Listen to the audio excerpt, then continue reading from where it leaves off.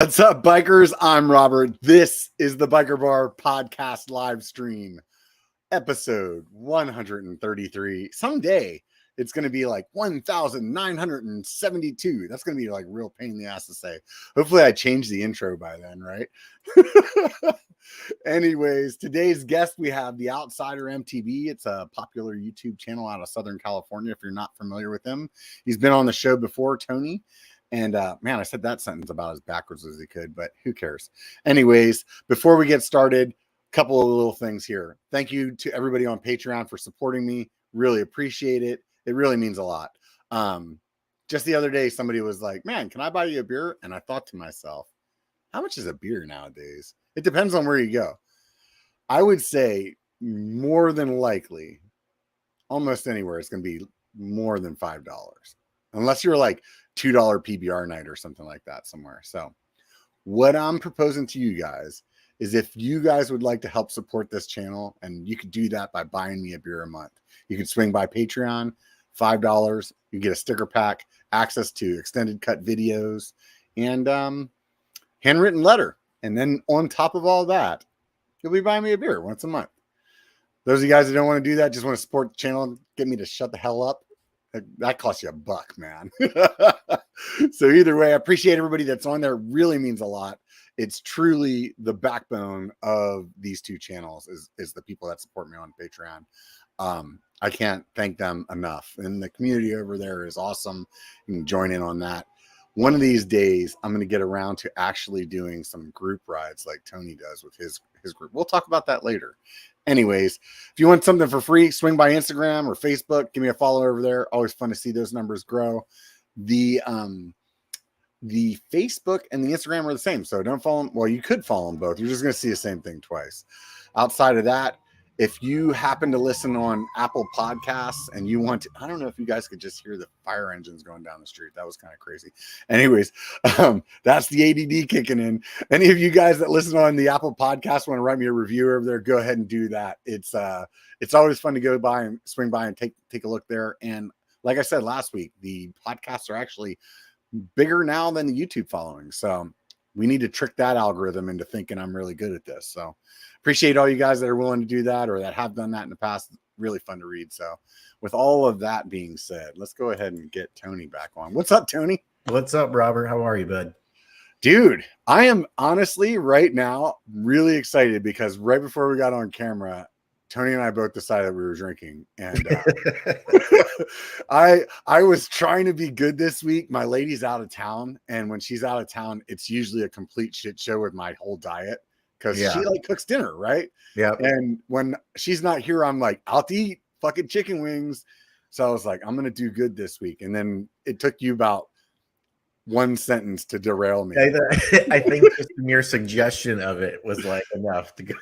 You were like, so you want to have a beer? So with that being said, what are you drinking? Because I found something in the fridge that I didn't even know was in there. I've got something actually my wife turned me on to because she's from Indiana. It's a Bell's Two Hearted Ale from Michigan, which is just about a couple hours where she's from. And it's not easy to find, but they had it today. So right on. The one I have is also not so easy to find. I found Pliny the Elder. Oh, yeah.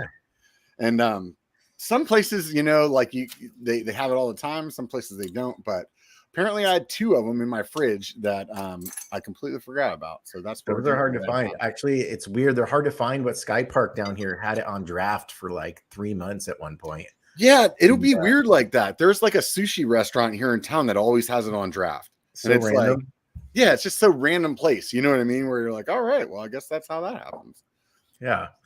Yeah. Well, and then also the reason I think it's such a special occasion, well, I don't know, for us, we're both kind of in a similar place with the food and the diet stuff. So I've just tried to like, I don't know, this is my transition into why it's a big deal to drink beer right now for me. But I'm trying to change my diet and lifestyle, but it's not as easy as I thought it might be. And maybe you can shed some light on. Have you done this before? Or Never. Have you always been one of those people that's just like luckily like had a pretty good metabolism or whatever?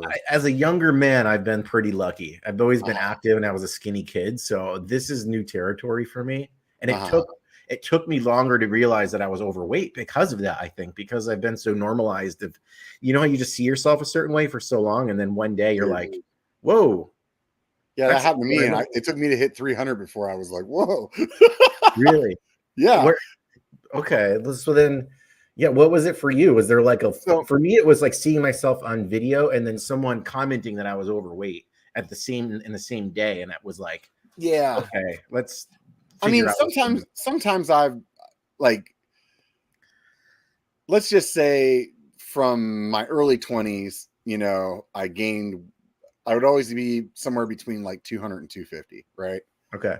And 50 pounds may seem like a lot for people that are not 6'2", but like it's like the difference of like, oh, look, that guy has a little bit of a beer belly, or then it's like, oh, well, that's a normal dude. You know what I mean? Like, yeah, it's not like a huge difference on somebody my size. Let's just say it that way. I was gonna say, because for those of you that haven't met Robert in person, you're pretty tall. Yeah, you're taller than I'm 5'9". You got some inches on me for sure. So yeah, the normal weight fluctuates, I'm sure, between that relevancy, Yeah, no, I mean, I'm sure people that are like exactly my size, they'll be like, that's a little bit of bullshit what he's saying. Like, yeah, okay, to a certain extent, but it's like people that don't know you, that if they saw me at 220 compared to like 240, they probably wouldn't really notice. You know what I mean? Yeah. So, maybe a little bit, but anyways, let's be more realistic. I'd say I'm mostly, did I say 220 to 250 or did I say 200 to 250?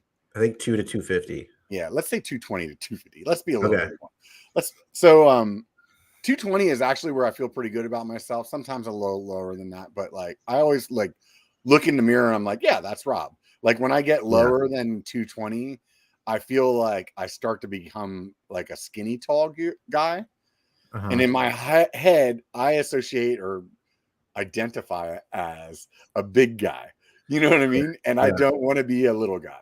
So like I don't want to be a skinny tall guy. I don't want to be that dude. So for me, it's like so right now, just throw out there, I'm fluctuating between 210 to 215, but I would say 2 years ago I was at 185 to 190 fluctuating. And even then I was told by my doctor, like, hey, you could probably lose a couple pounds even right now. But it's the same thing where you just said, like, at that weight, I feel like I'm the most comfortable. Yeah. But anything lower than that, I start to feel like I look like bony or skinny. I just don't look like myself. Yeah. But I think it's all just how you are used to seeing yourself. And we see ourselves every day in the mirror. And I think that's what happened to me, is that maybe to you, like over time, you just acclimate to the way you look like. Yeah. And it takes it. But I bet if I saw someone from 5 years ago, they'd be like, okay, yeah, you look like you gained some weight. But someone that saw me last year, I look the same as I always did, Yeah. So I think for me, I was really taking a long route of explaining whatever your question was, but anytime I'm around 250 in my mind, I'm knowing like, dude, you need to get your shit back together because you're about to get out of control. Right. Well, that's And I think somehow I just started normalizing 250. And this is like, I'm going back to like before I like went on my big weight loss. People that follow my channel may or may not be. I don't know if there's anybody listening that's new to the channel, but at one point I was 300 pounds and I've been working on losing that. Where are you at now, but if you don't mind me asking? I'm right in the 250s, man. That's like my crux, dude. It's like, it's this spot where I feel like I can get away with almost everything that I want to do in my life, except for being skinny. You know what I mean? Like I can eat as much ice cream and chicken wings and drink as much beer as I want, as long as I'm like doing mostly things right. But to get below the 250s, like I actually have to like be dedicated. Yeah, does that make sense? A little bit more. Yeah, I know. Like, so one, dude, congrats on 50 pounds. I don't know if I told you that before, but that's a lot of weight.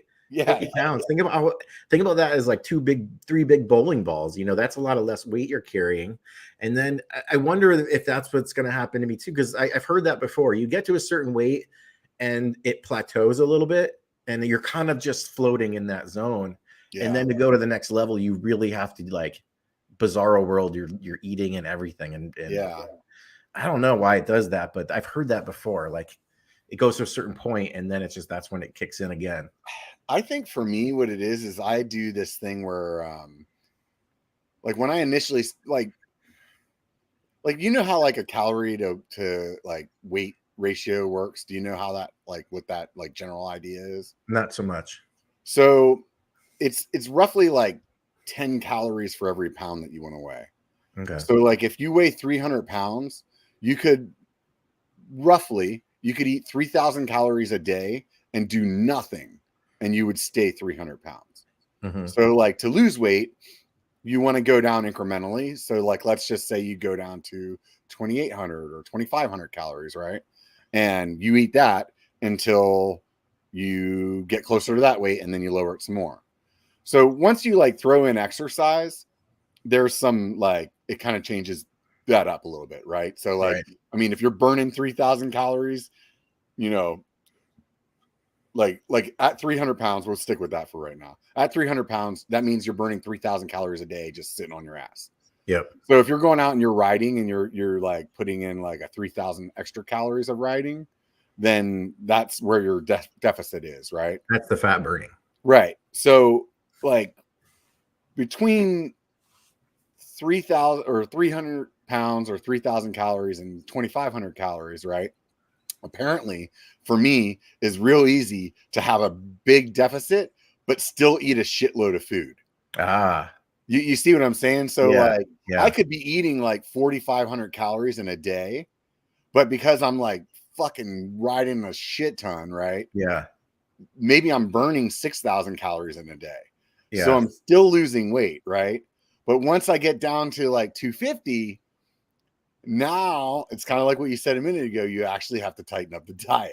Yeah. Like, so where like I've been getting, let's just say like right now, I get away with staying in the 250s and going to sushi and ordering 3 rolls and having some appetizers. Yeah. You know what I mean? But like, if I really want to get like below that, it's like, I actually have to really start paying attention to what my calories are.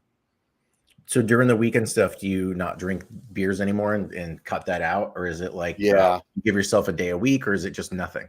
I try to go like, so like when I'm being like what I call Nazi, like Nazi Rob will be like 0. Yeah. Like it'll be like, okay, for the next 30 days, I'm not drinking at all. Just because I know like there's 2 things with alcohol. Like, first of all, it's like, it's just calories you're drinking. It's not doing anything for you, like satiating your hunger. It's not doing anything at all. And then plus especially especially those. There's a lot of calories in them, right? So like, I don't know about you, but me, I have a high tolerance. And if I'm going to drink like a handful of beers, that's a shit ton of calories. Like, I don't know. Let me see what this fucking piney comes up to. If it's written on the bottle, I'm assuming it's going to be at least like 200 calories, right? For this bottle. Yeah. Then that's a 24 or 22 ounce or something. Yeah, it's a pint. So 1.25, whatever that is. Somebody just decides to make some awkward size bottles. Anyways, if I drink like 4 beers, that's a lot of calories. Yeah. I mean, that's like half of what somebody might be able to eat in their entire day. Right? So I try not to, like, Nazi Rob like is like no beers at all. And then whenever I'm like, all right, I'm okay with losing weight a little bit slower and I want to have more of a lifestyle that I can maintain, then I try to do once a week where it's like, all right, well, I'm going to plan to like have beers after our big weekend ride, which is normally on a Saturday, right? Yeah. So it's like, that's the day where I'm going to maybe let loose a little bit and fuck it, we'll eat some pizza or some wings. And again, you're riding your bike all day too, so it's kind of canceling out a bunch of stuff too, right? It's not like you're going in there like starting a day drink and then, you know, coming out the other end with like a McDonald's at the end. Like, you're riding your bike all day, and it could be worse. It could be worse, you know? So what my problem is though, is that I tend to do this thing where it's like, oh, right now is my time. Go fucking nuts. Yeah. You know, I'm already all in on the beers, so you might as well like, why don't I get a pint of ice cream? I'm half drunk anyway, you know, and it'd be like, well, I saw that fast break that's in the candy bar aisle as I was walking through with the ice cream in my hand. I mean, what's it going to hurt? Yeah. You know? And then the guilt comes in the next morning when you're like, what did I do? You find the wrappers around the living room. Oh yeah, it's the worst is when you wake up and it's right next to you because you're eating in bed, like watching TV. You're like, oh great, there's a bag of licorice right next to me. What the hell? I know. I don't like drunk Rob. I mean, he's fun, but drunk Rob's awesome when you're him, but not after the. No, I do the same thing, man. Like I'm like 3 or 4 years. I'll probably do it tonight, even though I'm aware of it. I'll just give in a little bit and then eat something shitty.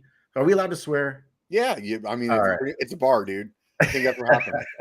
And then tomorrow I'll wake up and I'm like, here we go. We got to start over again. Like I gained like 2-3 pounds last night, but it's weird. Like I started this in a time period where I came out of my last road trip and got hurt.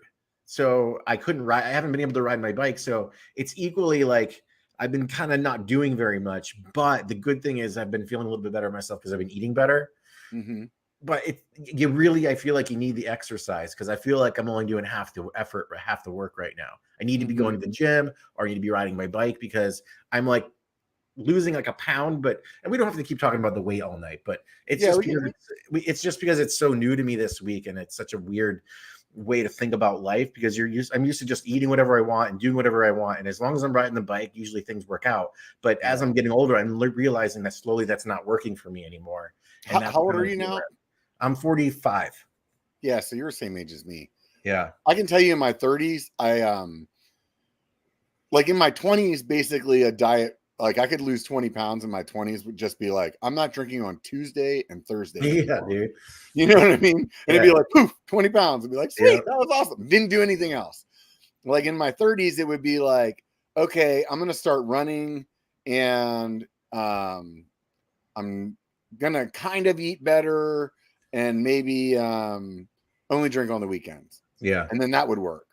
And I've definitely noticed like in my 40s, and God, I don't even know what the 50s is going to be like, but like right now in my 40s, it's like tighten the diet way up, stop drinking, go to the gym, ride a ton of bike, and barely lose weight. Yeah. like it is definitely not as fast as it used to be. Yeah. So those of you that are younger listening, fucking get on it, man. Have a good time. Yeah, enjoy yourself now because and when you're younger, they don't get the hangovers really. I remember I used to party all night, go to the bar, get home at 2 a.m, and then be up at like 9 a.m, go skate all day. And it wasn't even a thought to me. It was like, oh, I'm just thirsty. Now I'd be like hungover for 2 days from a night out like I used to. It's crazy. I feel like an old man when I talk like that, but hey, like you get older, that's what happens. Your body changes. When I was in the military, I was stationed in Germany. We would leave the club at like 4 o'clock in the morning, go home, sleep for like 2 hours, wake up still kind of drunk, go run like 6 miles in PT, and then like take like an hour nap when we were supposed to be eating breakfast. And like that was like how my day went. Yeah. And I thought a hangover meant you just had a headache. Yeah. Like I didn't know that like it's definitely a 2-day affair now. Like if I was to get freaking just housed. Yeah, which I don't usually do. Like I like to tie a good one on, but I don't normally get housed. I'm pretty good about controlling where I'm at. You know what I mean? Yeah. Well, that's kind of why I always go to the beers is because I know what beers are gonna do. I I'm on beer 3 and this is where I'll be. Beer 4. Yeah.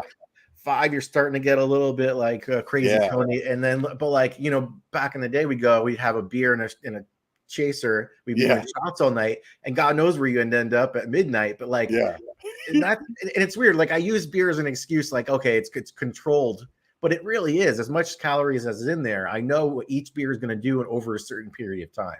I think that's just maybe I'm just really good at drinking nowadays. Yeah, no, I hear you there. You know what it's going to do rather than like go to the bar and your friends are buying you shots and who knows what's going to. So I'm going to pivot then from the story I was telling because you kind of made me think of something else. I am the same way with beer. I know exactly how to control my buzz. Yeah. You know what I mean? Like I know like, hey, I know how much to pump the brakes. Like this can now needs to take 45 minutes to drink instead of like 15 minutes to drink. And it's not even like something I'm like consciously doing. I'm just like, oh, starting. My one buddy's girlfriend used to call me Rab whenever I would get drunk. So it would be like, there's Rob and then there's Rab. You know, she didn't like Rab. And so She knows when he comes out, she could just tell. Right. So like, I forget what I was getting at. Anyways, so with the dieting and lately I've been like, man, I feel like there's a shit ton of calories in beer, and I feel like liquor is like maybe a way that you could just like get a buzz and get away with it, like less calories, right?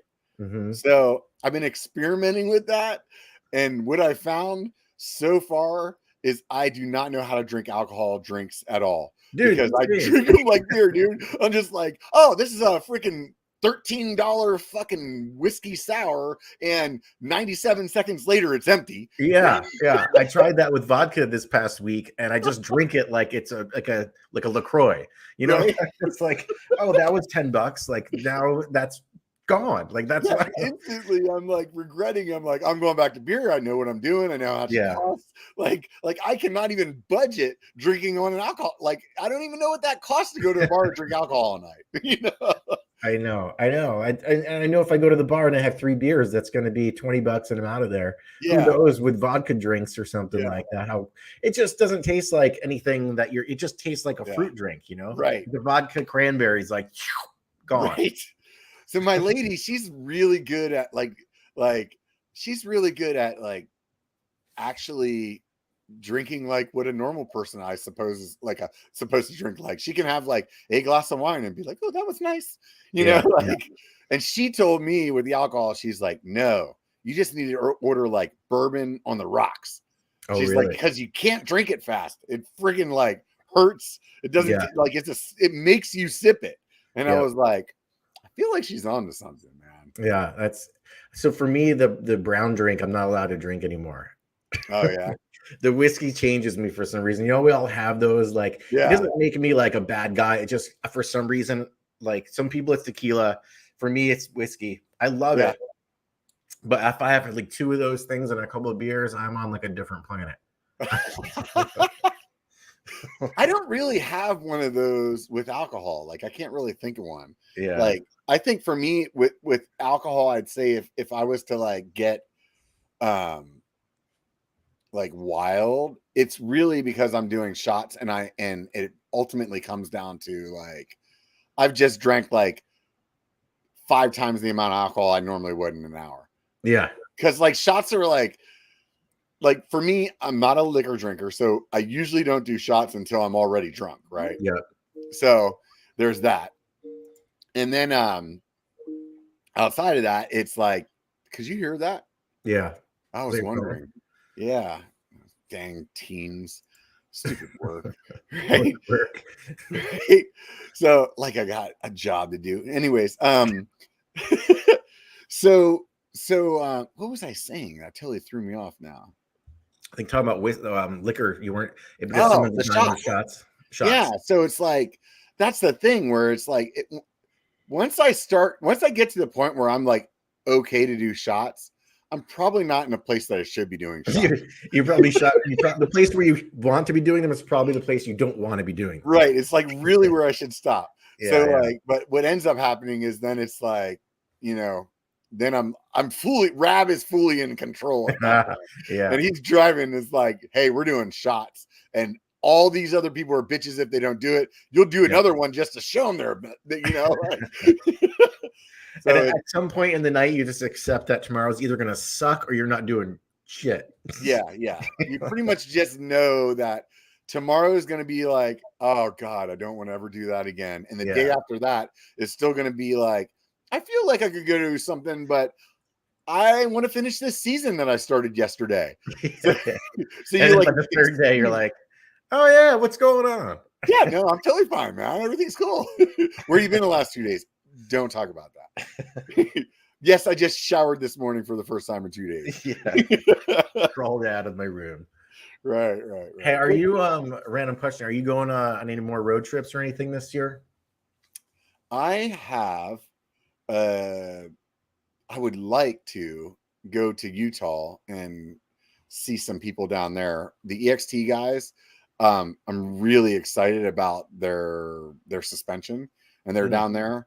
And to like do them justice on the videos that I do about their product, I'd really like to go there and like have some actual good footage that I filmed. Yeah. What part of Utah? They're in like the St. George area. So, I mean, it's Oh. a great place to ride. Yeah. I'm actually going, I'm leaving for Utah Saturday, going back for another trip. Gonna go through St. George. I'm gonna stay in Park City for about a week. And then I'm gonna try to hit Bryan Head on the way back down. Nice. Have you heard of Bryan Head? No. It's a rad bike park, right? It's actually only like an hour north of St. George, but it's a proper bike park, like almost in between Park City and there, and it's just beautiful. It's like, is that your thing? You like bike parks? No, it's actually, you know what's weird? It's not usually my thing, but it has been lately. Like for some reason, when I go on these trips, I've kind of fallen in love with Utah. And there's one of my favorite bike parks there, which is Deer Valley, because the trails feel like wildernessy. They're like from the 90s and they feel old school and they feel like natural. And that's kind of the trails that I would like lean towards. So for some reason, I just built a relationship with them at Deer Valley. And I said I wanted to come back, and they offered me almost a week stay at their lodge. So I'm like, I'm going to go. That sounds awesome. So I'm going to do that. And then when I'm back home, usually I'm usually on the local trails here, even though we have 3 bike parks. But do you think that the bike park thing has to do with like maybe your level of fitness right now? Because like this is me from the outside. From the outside looking at you, you got an e-bike, you gained weight, and you're riding a lot of park. And those things all like in my eyes like slightly say like maybe the level of fitness isn't. I don't think it's helped. Yeah. You know, right. Like, I don't think me going out on an e-bike for a couple hours is like the same cardio I'm getting on a trail bike. So I'm definitely thinking that, I mean, one of the things I did say when I started doing this was I was going to take the trail bike out as much as the e-bike. I'm just getting better right now. So I'm going to go out tomorrow for my first ride, like on a trail bike. But I think that you're not wrong. I think that's something that maybe I'm in denial over, because I have the e-bike, and like, even when I go to, let's say you've been to Sky Park there, even though it's not lift access, it's hard not to bring the e-bike because you get so many more laps in, you know. How many laps do you do on an e-bike there? I don't know, but I want to say at least double within an hour and a half time, if not more. Because and also when instead of like being tired and taking a break on the trail bike, I just feel like as soon as I'm done with the run, I'll just keep going and pedal back up for the next lap. So it's just one continuous ride. And I will say this, I don't think that I'm not getting a workout by the e-bike either. It's a different kind. Like my upper body is feeling it more than my cardio, but it's completely like I'm not as exhausted. I feel like your cardio is 100%. You're 100% getting the cardio. Yeah. You're definitely like not getting the exercise on the muscles the same way. Yeah. Like, it's like saying like, oh yeah, well, yeah, you could go into the gym and do 100 freaking squats with a 5-pound bar on your shoulders. Yeah. You know what I mean? Like your heart rate's going to be there. That's your cardio. Mm-hmm. But that's not the same as going in there and doing a bunch of squats with like whatever, a shit ton of weight, right? No, it's true. And then, you know, one thing I should have done earlier too was once I started riding the e-bike so much, I didn't supplement that with going to the gym at all. So I have a gym membership now, and I'm going to start getting a routine down. It's weird. Like once I feel like your routine changes, like for me, my routine changed in COVID and it became less healthy. It was like not as structured, but then as much as that becomes routine, you just get used to this new way of living, and it may not be as healthy as it was before. So it's weird. The longer that went on, the harder it was to switch out of. But that's what COVID did to me. That's where I got from the 250s to the 300 mark. COVID, like when COVID hit, I was like, it was like a fucking vacation, man. Yeah. I was like, dude, it's drink beers every night. It's like a long weekend. Because originally, remember they like kind of told us that you're going to be off for 2 weeks and then everything's going to be fine again, right? Yeah. And my office closed. They were like, hey, you're getting paid for the next 2 weeks. Like, here you go. Have at it. And basically, like my brain was like vacation mode. It was like we were literally eating dessert with like every meal. Like my whole family, we just were like, yeah, this is fun. You know, it's like we were in Hawaii or something, you know? Yeah. Yeah. I mean, it's a vacation from your normal life completely. And as crappy as the situation was, like there was that positive side to it when you're like, hey, we're on a free for all right now. Let's go. Yeah. So then it just kept like prolonging though. Yeah. And I think what happened was like kind of what you just said is it turned into this like newer normal. And I it took me to step on the scale that one day. Like I kept looking in the mirror and being like, yeah, you're getting bigger. You're getting bigger. Yeah. But like I've lost enough like a bunch of weight a bunch of times in the past that I'm like, oh, I could lose 30 pounds and take me like a month. It's not a big deal. Wow. You know? And so I just kind of like was blowing it off. And then that one day where it was like I stepped on the scale and for whatever reason, I don't know what it like, maybe just because it's like, you know, jumping up another number, but from like 290 to be in like 300. When I saw 300, it was like, that was the time. Dude, there's no denying right now. You're a fat guy.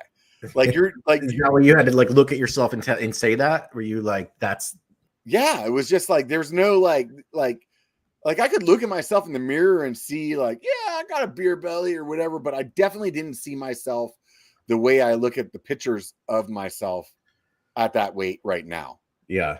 You know what I mean? Like right now that you're at 250, do you feel better about yourself than 3? Obviously you do, right? Yeah, I definitely feel better about myself. But yeah. the problem is that's part of the problem though, is because like then you're kind of happier.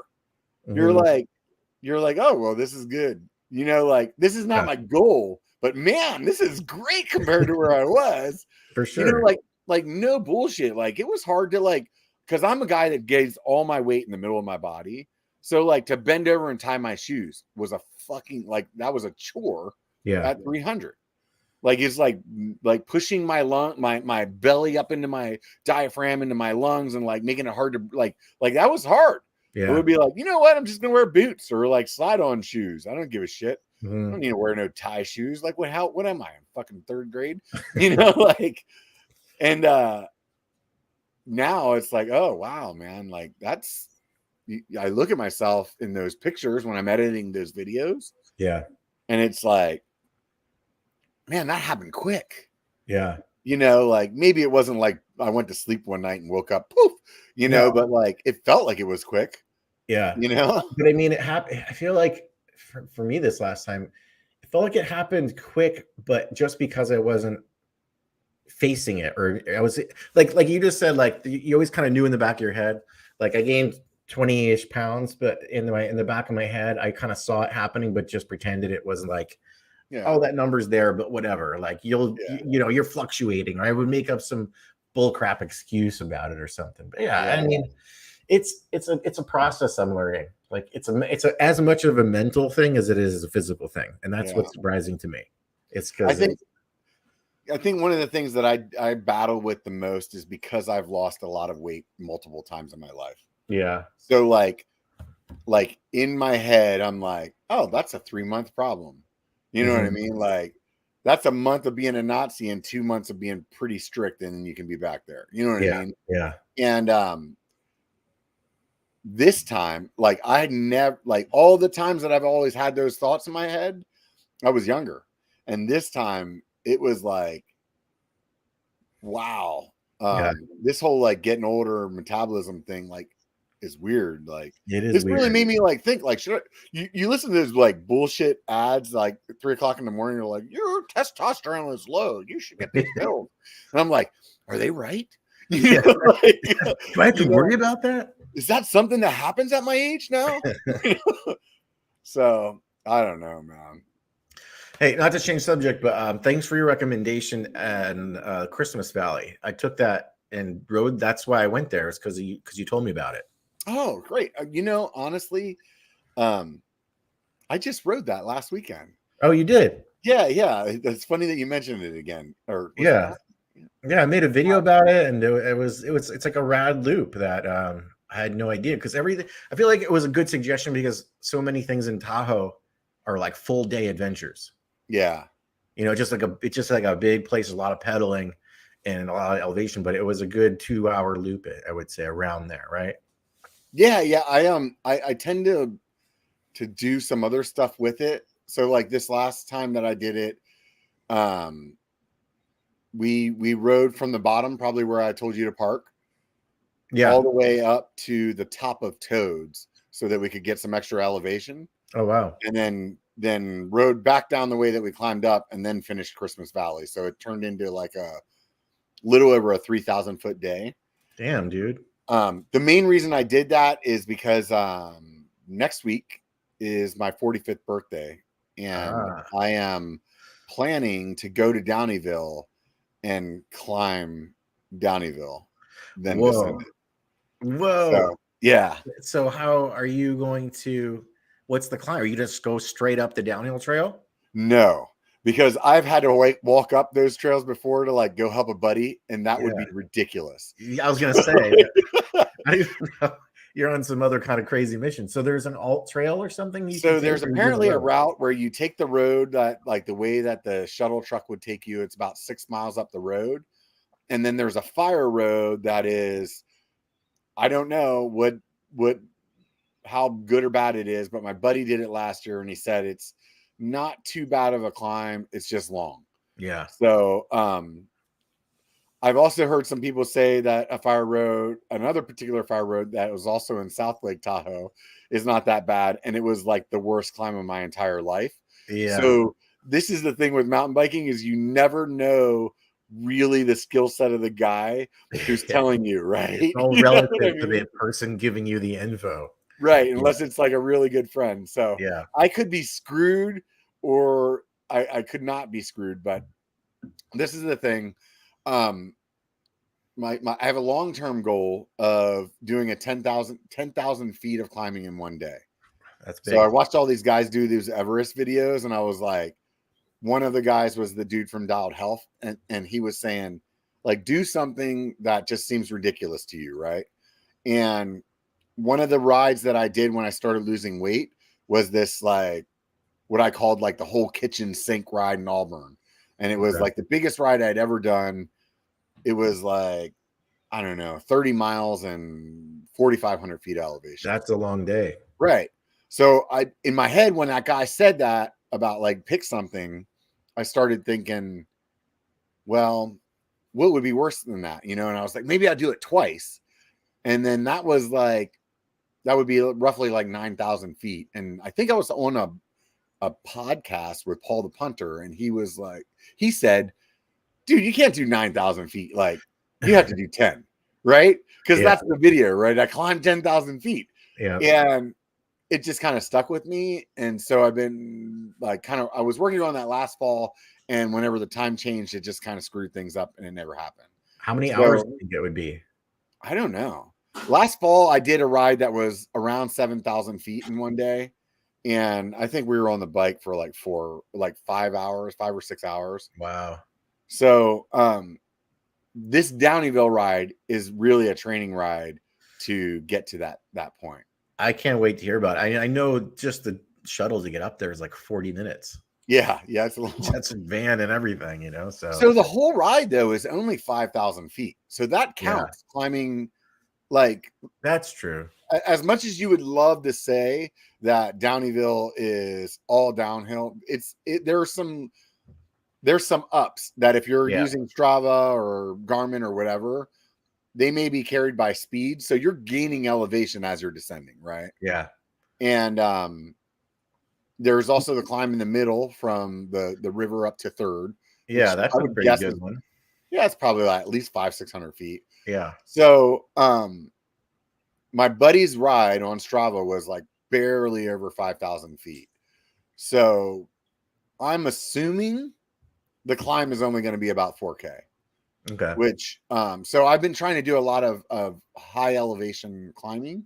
Yeah. And like last weekend, for example, was I think 3,100 feet. And that was at a higher elevation than what Downeyville gets to.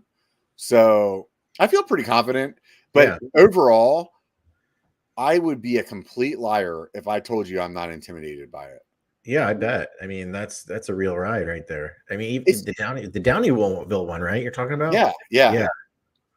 Because it's just scary to think about because I've ridden that shuttle so many times, you know, and like you said, it's like 45 minutes of driving. It is. I'm not trying to make you doubt yourself either, but I just No. know that's real.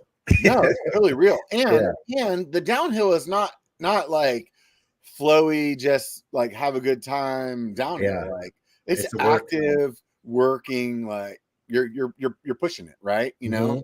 So I'm really excited about it. Another friend that has a big YouTube channel is actually flying down to do it with me too. So So let's see if I can guess who it is. If you guess, I'll tell you. If you don't, I'll tell you. Because is he from Canada? Huh? No, he's not from Canada, but damn close. Oh, is it Daly? You got it, dude. So I'm pretty sure he's going to do it on a hardtail too. He just did the EWS on that thing, didn't he? Yeah. So I don't doubt he would do it on that. Wow. Yeah. So that's great. I feel like he's all in on the hardtails right now. So yeah. I know how that goes. I had a hardtail for a while, and all I wanted to do was always beat my friends that had a full suspension bike on anything. Yeah. So, I never had a hardtail. I went straight into full squish. I feel like you should get one. Will even if you don't plan on keeping it forever, it will really, it makes you learn about like choosing your lines, and it makes you also realize what your full suspension is doing for you. You're more appreciative of the bike. Yeah, I bet. But I will say the thing that I enjoyed about it most was just the pure like ability to, whether it's internally or externally, brag to myself that I did it on a hardtail. Yeah. So it like turned into this thing where every one of my local janky trails, I would be like, can I get that same time on this hardtail? What would happen? I would eventually. Yeah. Like not initially though. Initially it'd be like, oh my God, that was really hard. I imagine you have to just pay attention to every little crevice and little drop and rock channel and every little thing just to know the trail that much better, because you feel everything. I think the biggest thing is have a dropper that is as possibly long as it could be, right? So if there's room for another 10 millimeters of dropper, get that one. You know what I mean? And if it's like you got a 170 on there, but you could probably fit a 185, then buy a 200 and buy one of those ones that lets you adjust it. Yeah. So you get 185. So I think it's that. And then because what I was going to say is that your legs are your suspension. So if you have that seat in your way, that's gonna impact you. Yeah. So if you can get that seat like dropped to the freaking frame, then your legs are all of your suspension, and it's more tiring than actually letting something from Fox do it for you. But it's the same amount of movement. You know what I mean? Yeah. But it was really fun. I ended up, when I sold my hardtail, I ended up buying the Tall Boy, which is a short travel bike. And for me, I remember my main reason for buying the Tall Boy was I just wanted enough rear suspension to kind of take away some of that chatter on the trail that would make my 45-year-old back just hate myself at the end of a ride. Yeah. And the Tall Boy does that perfectly. 120 millimeters. It's like, as you're riding with the hardtail, like all those little pebbles and shit, you don't want to be out of your saddle all day. So you're sitting, and those little impacts, at least for me, maybe it's just because my back's not perfect anymore, but mine either. By the end of the day, my back would just be like, I hate myself for riding this bike, you know? Yeah.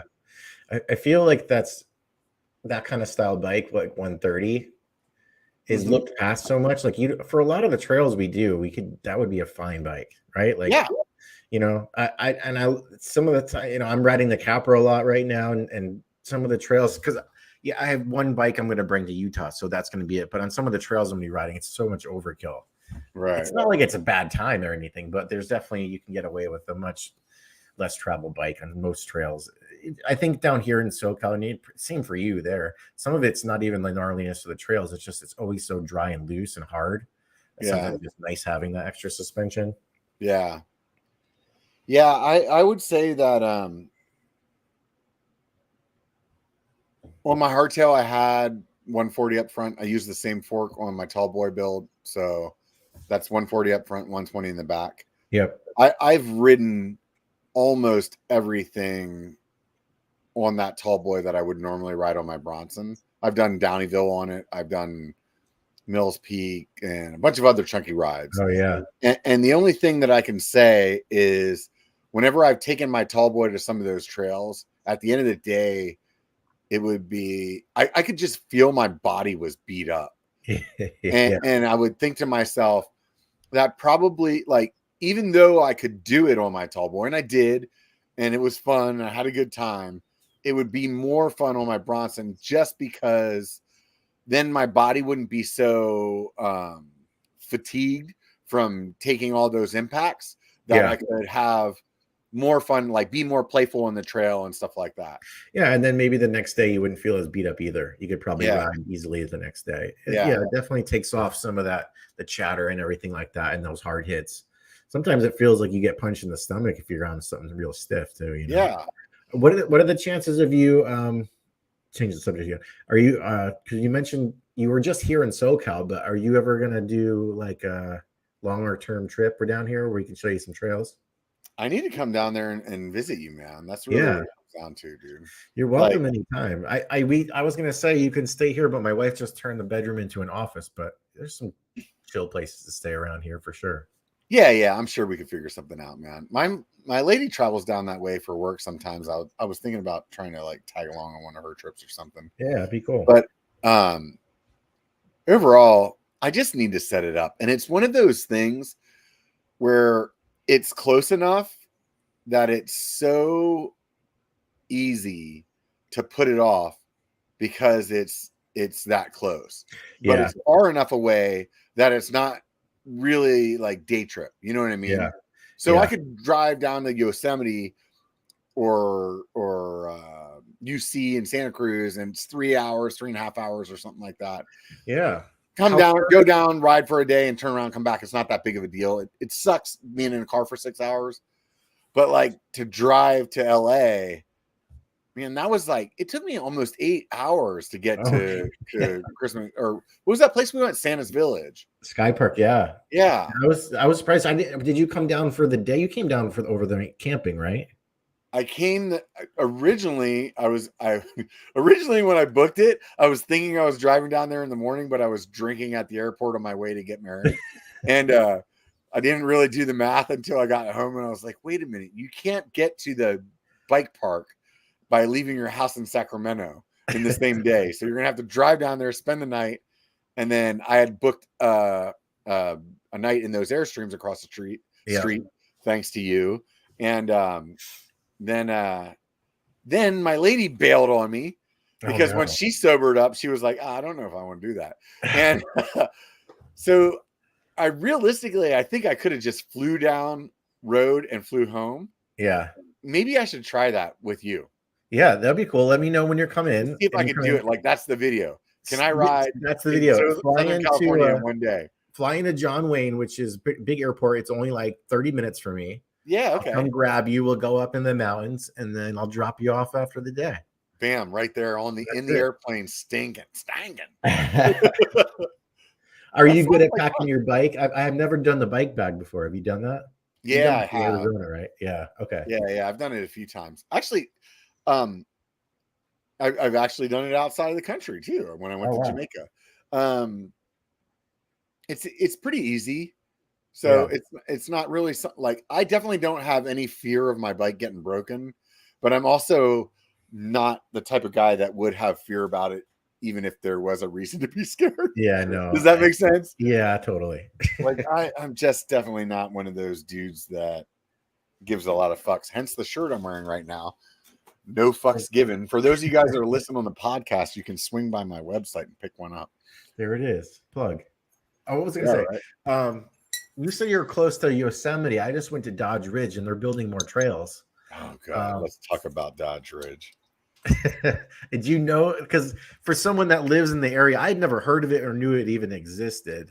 Do you know of this place from like that area, that your neck of the woods?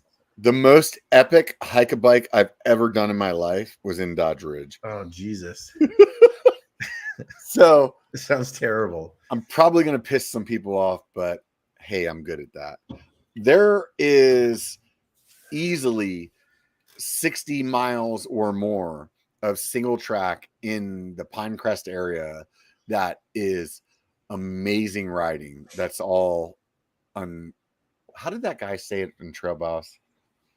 Is it like a gray area? Pre-sanctioned? Is that what he said? Pre-sanctioned. It's pre-sanctioned trails. Or unsanctioned.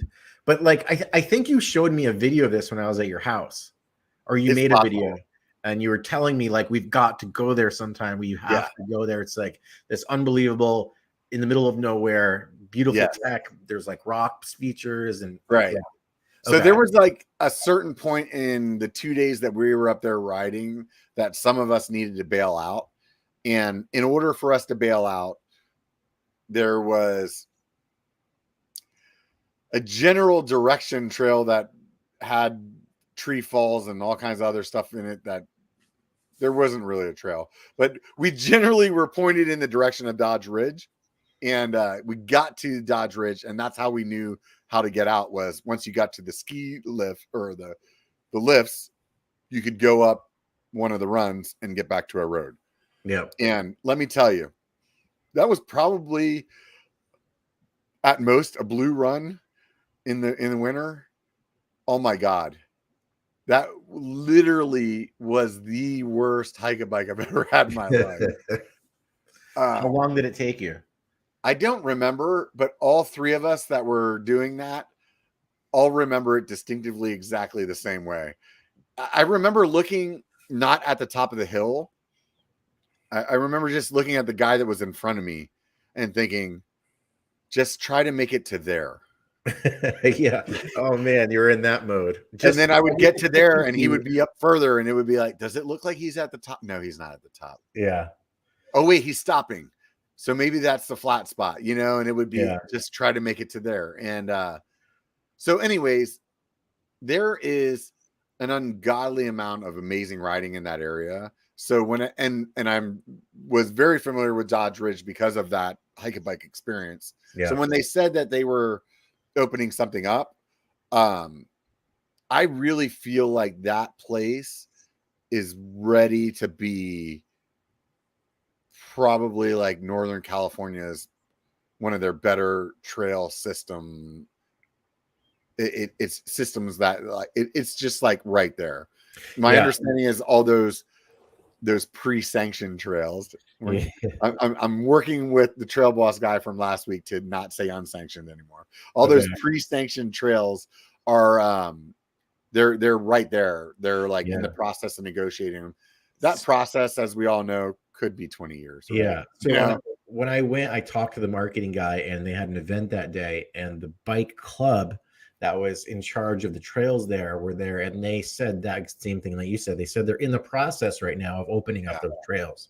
And if that opens up and then Dodge Ridge keeps opening up trails, it could be like a new Mecca. Yeah. If that place opens up, I've already several times looked at real estate up there to figure out, could I open up a bike shop or like you could do you could instantly drop a bike shop in and do shuttles sort of like Downeyville and be golden. Yeah. To be 100, like the way there's a couple of main roads that you go up to get to a lot of the stuff that also brings you back down to a generally pedalable spot to get you back to where you got picked up from, you know, or where you would park at, similar to Downeyville. And I think because of that, it would just be really good because it's not like Downeyville is basically one main run.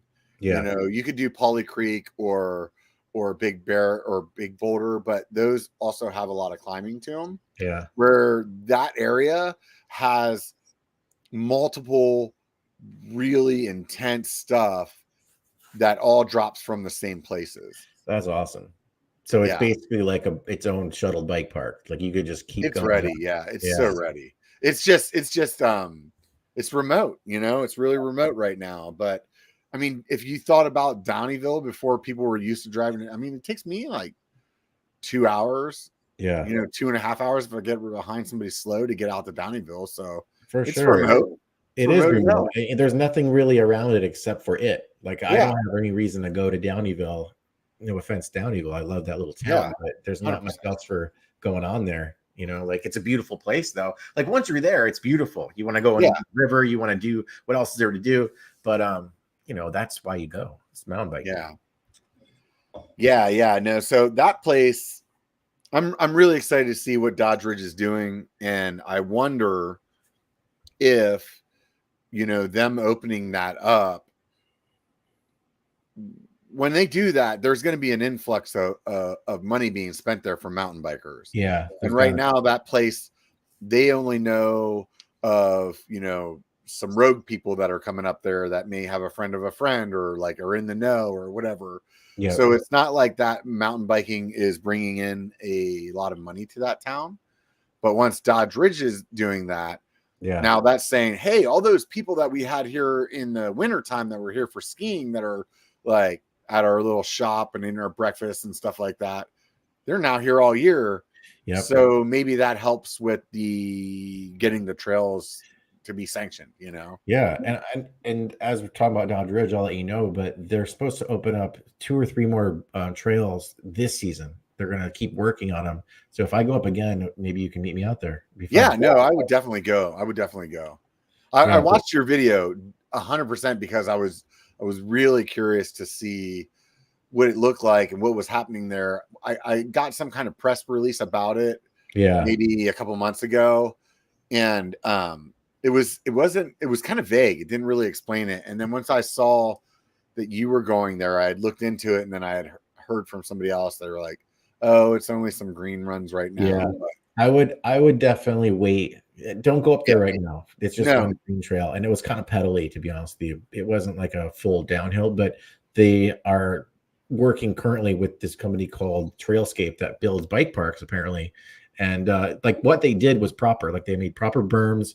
They know what they're doing. So with the next trails they make, they're going to be nice. I think they're going to. Well, and you said that trail was like 5 miles long and a green trail. I feel like that's actually, even if it is pedally, it would be pedally for somebody like us. That's the way we would look at it. But if you're up there for some little week-long getaway with your family, that's an option to go over there and ride this 5 mile downhill trail with your family.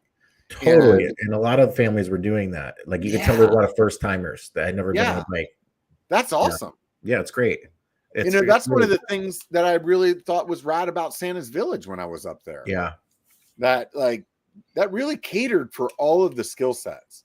I mean, if anything, the least catered was probably the upper skill sets. But I felt like that place was an amazing park in a small area. They really do a lot with not limited, but within the limited space they have. Everything kind of intertwines together and moves around each other. A lot of people, what they do at Sky Park too, like you'll get full families that go and dad will ride the trails and mom and the kids will go and do the amusement park, and then dad will go and meet them during that and have lunch with them. So it's kind of like used, kind of like you said, like you forget that when you pay for the bike park ticket, you also pay for that, like all the stuff, the zip line and all the crazy climbing wall and all the stuff they have going on in the village. But I told a lot of people about it, and actually, I mean, I'm one of those people. I am like so far behind on my edits right now. I just realized that's like one of the videos that I recorded that I didn't do. Oh yeah. Go ahead. I've told a lot of people about that place. Like, hey, if you're a mountain biker, go down there and stay across the street for a week or a couple of days or whatever. You would have fun with your family. You're just exactly what you just said. It's a beautiful place too, and it's a little bit cooler in the summer. I mean, I'm just an advocate. I just like it. It's good vibes up there. You know, you're in the woods, you're in the forest. Even on a hot day, you go up there, it's like 15 degrees cooler. you walk across the street and it's just beautiful views of LA and the at night, it's the way it's all lit up. That was rad. It was so rad, you know, it's and a good experience. Yeah, 100%. I've told a bunch of people that if you're looking for a little weekend getaway and maybe you want to have some fun and you want to be able to do some fun stuff with the kids, that place is really rad. I put in like 3,000 feet of climbing that day.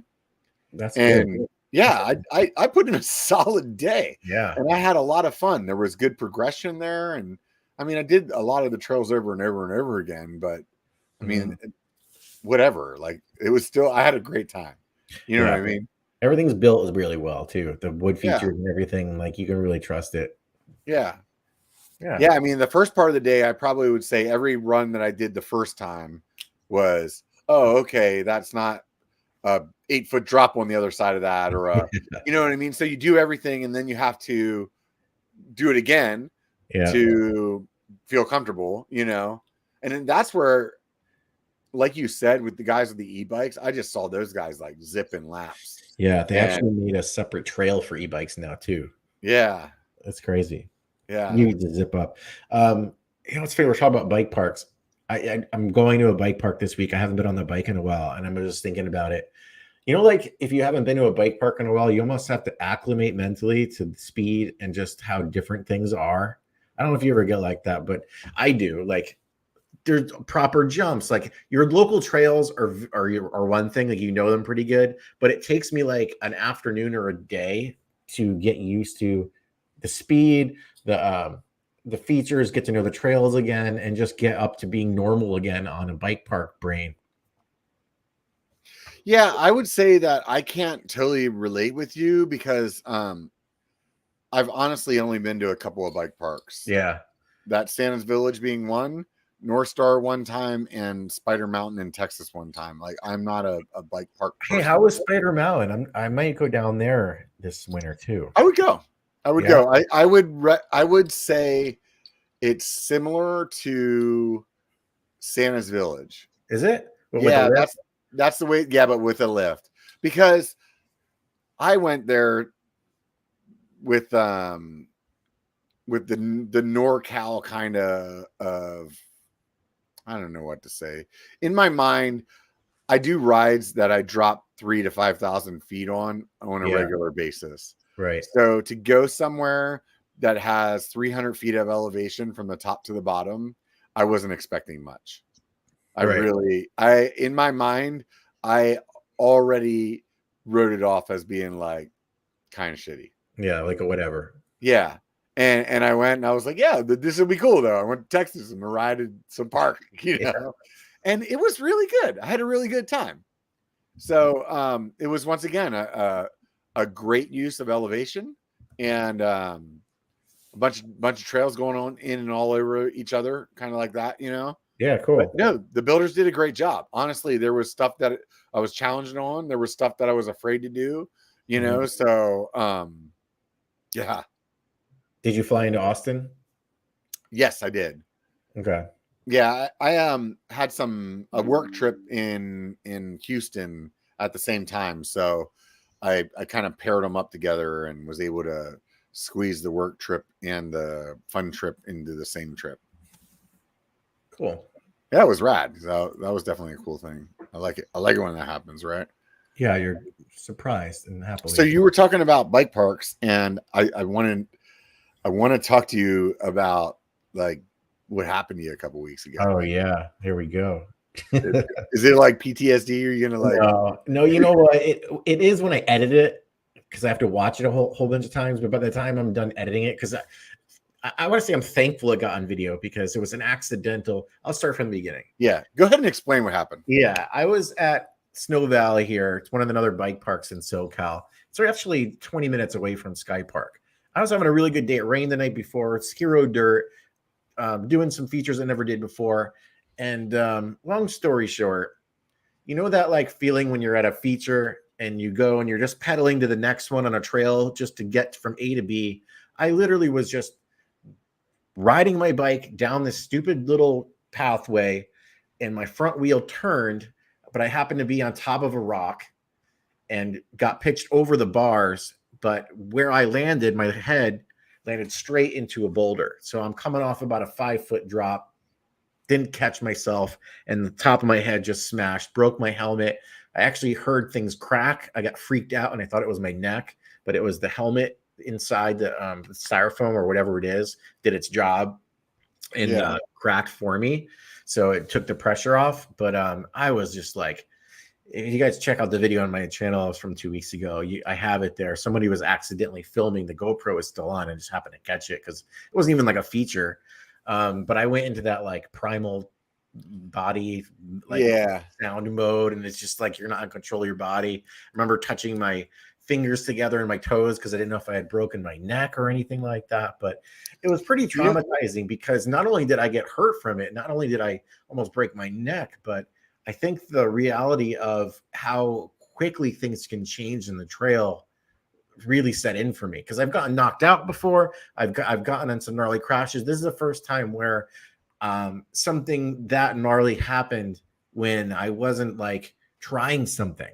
Does that make sense? Like I wasn't going for it. I was I was just riding my bike down the stupid hill for a minute and wasn't paying attention. Wasn't giving the trail the presence it deserved, and I paid the price for it. Yeah, it's funny when those kind of accidents happen. When I separated my shoulder, and that kept me off the bike for 6 months. Yeah, that's I was going down a simple trail. Like honestly, I popped off of some rock that at the most was 6 to 12 inches from the ground. You know what I mean? Like it was zero thought about being hurt, possibility of getting hurt. And next thing you know, I'm flying through the air and I remember putting my hand out and I just heard that noise of this pop noise.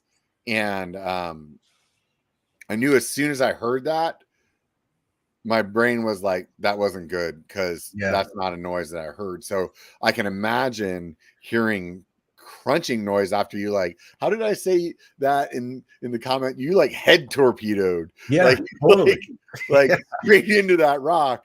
And like to hear some crunching noise, I would have been in the same headspace. Like, dude, I'm dead right. Like I'm paraplegic. I totally thought that. I thought that my neck was breaking. And then I had like really, really most intense pain I've ever had on my back. Not even on my neck. Although my neck did hurt from that. It was in my like right underneath my shoulder blades, all got compressed. So it was like, you know, like my head just getting squished into my spine. Yeah.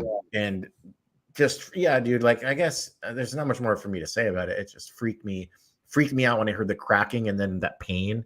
And then me not being in control of the sounds coming out of me, you know, that like lose your breath and everything at the same time. It was just like, I think the first thing I thought of was like, did that just fucking happen? Like, because I was so in such a mellow mode and such a chill space headwise. And it happened in almost slow motion. Like everything needed to go wrong perfectly for me to hit that rock. And it did. Right. And I was like, are you fucking kidding me? Like I remember being almost pissed off about it because how the hell did I let that happen to me? And now I have to deal with this. So that's what I remember thinking. I think it's really interesting how your brain like calculates all of those things in slow motion when they happen. Yeah. I've never been in an accident where it's like, I don't know how that happened. Like every accident that I've ever had, I remember being like, oh shit, that just went wrong. I'm flying through the air. This is going to suck. Man, I wonder how much it's going to cost at the hospital. Like all these, like, you know what I mean? Like you have this whole dialogue in what is realistically like a quarter of a second. It all just flashes and it does. It feels like you're in slow motion. I mean, all those thoughts happen. You're having a conversation with yourself. You're like, what? Like, I remember being like, how did I get in this situation? I remember thinking like, do I have to go to the hospital? Oh, that's going to suck. Tomorrow's going to suck. Well, I can't ride my bike. Like all these things just hit you at once. It really is kind of, it's traumatizing the fact that 1 2-second mistake is going to change your life potentially forever. Not forever, but like potentially it could.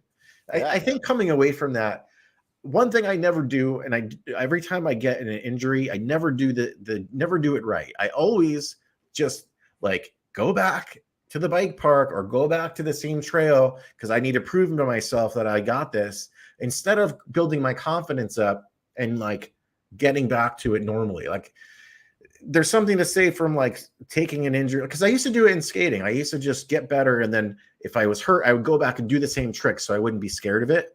But in mountain biking, it's not like doing a trick. It's like, dude, like chill out for a minute. Plus, you're old now. Like, just take it easy for a second and go do a ride, do a chill ride, and then you'll get there again. Yeah, it's hard though, because I've done both, and I think there's something to be said for going right back up on the top of that thing and doing it again. Yeah, because I've also done the like go build it up slowly, and there's been some circumstances where I feel like that ended up being the wrong decision, because it took me then like 6 months of trying to build my confidence back, you know? Yeah. This one's weird because it wasn't like something I even tried. I feel like it fucked up my confidence because it was such a traumatic injury or a traumatic fall. So the idea of mountain biking is a little bit different. But I had done like the biggest drop I ever did at Snow Valley just 10 minutes before. So it's a weird place to find me. And I guess, you know what? I guess I'll figure it out at the bike park in Utah this week. Like when I drop in, like, how am I going to feel on the bike? Because I was at Dodge Ridge and it was kind of a green, whatever trail. It didn't really count. We'll see. I feel like you are experiencing something similar to me whenever I had that injury with my shoulder. And because it wasn't something that you quote, like air quote, should be scared of. Right. That's what's fucking with you the most. So like for me, when I got that injured, I never thought about my gear failing. Every instance of how I got severely injured mountain biking in my brain of imagining was from me fucking up something. Right. Yeah. And I never thought like, hey, I could be on some mediocre bullshit and my fork fails, and all of a sudden I'm not able to ride my bike and my shoulder's all fucked up for the next 6 months. Yeah. And so for you, it's the same thing where it's like, oh, well, I know all these things I'm supposed to be scared of. The biggest drop, this double, this whatever, you know, this black diamond sign. But I shouldn't be scared of just like chilling out, chopping it up with the buddies. And now that happened. And I realized I could be a paraplegic from this 30-foot section of trail that means nothing to me. Yeah. Like it's true. Like, where do you put that? Yeah. Where do you place that in your, because you're used, like you said, you're used to like, well, if it's a drop I fell on, it was a drop I fell on. It was me. I just didn't do it right. Right. But this is something that's so random and so like off-putting that it's hard to place that in your brain and make sense of it, because it's like, well, that can happen all the time or any time. Yeah. And that's where the fear is. Then you can't compartmentalize it. Right. Yeah. So because I think you just nailed it, because it's a thing that could happen anytime. Yeah. Like it's zero predictability. Like our mind is like always weighing risk and reward. Right. Yeah. So we're looking at that drop or whatever that thing is, that gnarly little shoot, and we're thinking, that looks hella sketchy. I think I could die there. Yeah. Is it worth how much fun I think it's going to be, or the like high fives afterwards, you know? Yeah. Yeah. But we don't look at you know, normal trail as that, you know? No, not at all. And you could almost think of it as just in life. Like, you know, I just read an article, somebody in North Carolina died because the beach umbrella impaled them from a windstorm. Yeah. Like, I know that's very random and stupid, but like, it's kind of like that randomness, you know, like where do you compartmentalize being on the beach and you could be dead? Like that lady didn't think that when she went to the beach that day. I don't mean to get so weird with this one, but that's kind of the same vibe, you know? Yeah. I've had those same thought process. I've read about people that felt like slipped in the shower. Yeah, exactly. Like just the way that they fell, they like hit the back of their head just perfectly and poof, they were dead. Yeah. You know, it's like, okay, that's the same kind of shit, man. It's like, I feel like you can't go down those rabbit holes without having repercussions, you know? True. And that's where I was talking about earlier, where I think sometimes it's better to just go up there and like get back on top of that rock and roll right over it again. Yeah. Because just get the cobwebs out. At least for me, man, as soon as I give that thing a little bit of time, it starts growing legs, growing roots, It does. And I think that's what's going to happen to me a little bit, because I'm thinking about going and riding and I'm like a little bit anxiety, but I think that just comes from not being on the bike and having an injury. Like I think once I get back on the bike, things will like the autopilot. I know what I'm doing. I know how to do this. Don't forget that you know what you're doing. Like, I think that it'll come back, because it usually always does. And sometimes you just have an off day though too. Like you'll have an off day afterwards, and then that'll get in your head a little bit more. Yeah. But then maybe the next ride after that, where you're maybe back on your local turf or just with the right group of people, and you kind of forget about that incident. Yeah. Then you get out and you just like, you have one of those days where it's all high fives and smiles, and then all of a sudden things were just going right. You felt really good on the bike. And then it kind of brings it back. Yeah, that's true. I probably go through that emotional roller coaster almost anytime I have an accident, even if it's not detrimental. Like even if I just like wash out and take a bunch of skin off, I would say, probably at the moment for the rest of that day, okay, maybe I'm a little more apprehensive. But what happens to me is more like I'm super analytical. So after the fact, I'll start chewing it up. And then I build this anxiety, even after, like, even knowing that the rest of the day I was fine, like I'll start building this anxiety after the fact. And then it'll affect me. And it's disheartening, because usually when anxiety kicks in, you logically know that everything that you're telling yourself is bullshit. Yeah. Yeah. It's this other, you have to, it sounds like we're crazy, but these internal voices that I feel like that's what anxiety really is. It's like this other voice that's slipping in, and you're allowing it to, when usually you have the confidence just to tell it to shut the fuck up. Sometimes it's easier to do that than others, for sure. And after a crash, that little voice comes back a little bit. Yeah. I don't know if anxiety is like a thing that is normal for people when they get older, or if it's like one of those things that we probably had in our 20s, and because we're just young and don't give a shit, we don't know how to like express what it is. But it seems like a lot of my friends that I talk to about anxiety usually have similar experiences, but most of us just don't talk about it because it's embarrassing. No, I think what's interesting now as we get older, I don't know if it's just because we're getting older or just maybe society's changing, is that it's becoming more of a normal thing to talk about. Mental health and things like that. Like I remember in my 20s, I think I've always had anxiety. I just didn't know what to call it. I was just, I would call it being shy, or I just don't want to be around people, or I don't know. Like I used to have like a very, I was a very shy kid, but I've come out of my shell as I got older. But I remember feeling that feeling of anxiety, but not having a word for it. And I think what you just said is exactly what I was saying a minute ago is, and the only way that I recognized it enough to explain is not through my own life, is through now having kids that are in their 20s and listening to them explain things to me, and me knowing from my life experience, I'm like, oh dude, you got anxiety about that. It's okay. Like, just like, but they just don't, like what you said, they just don't have the like understanding to be able to label it. And I'm sure that I was the same way.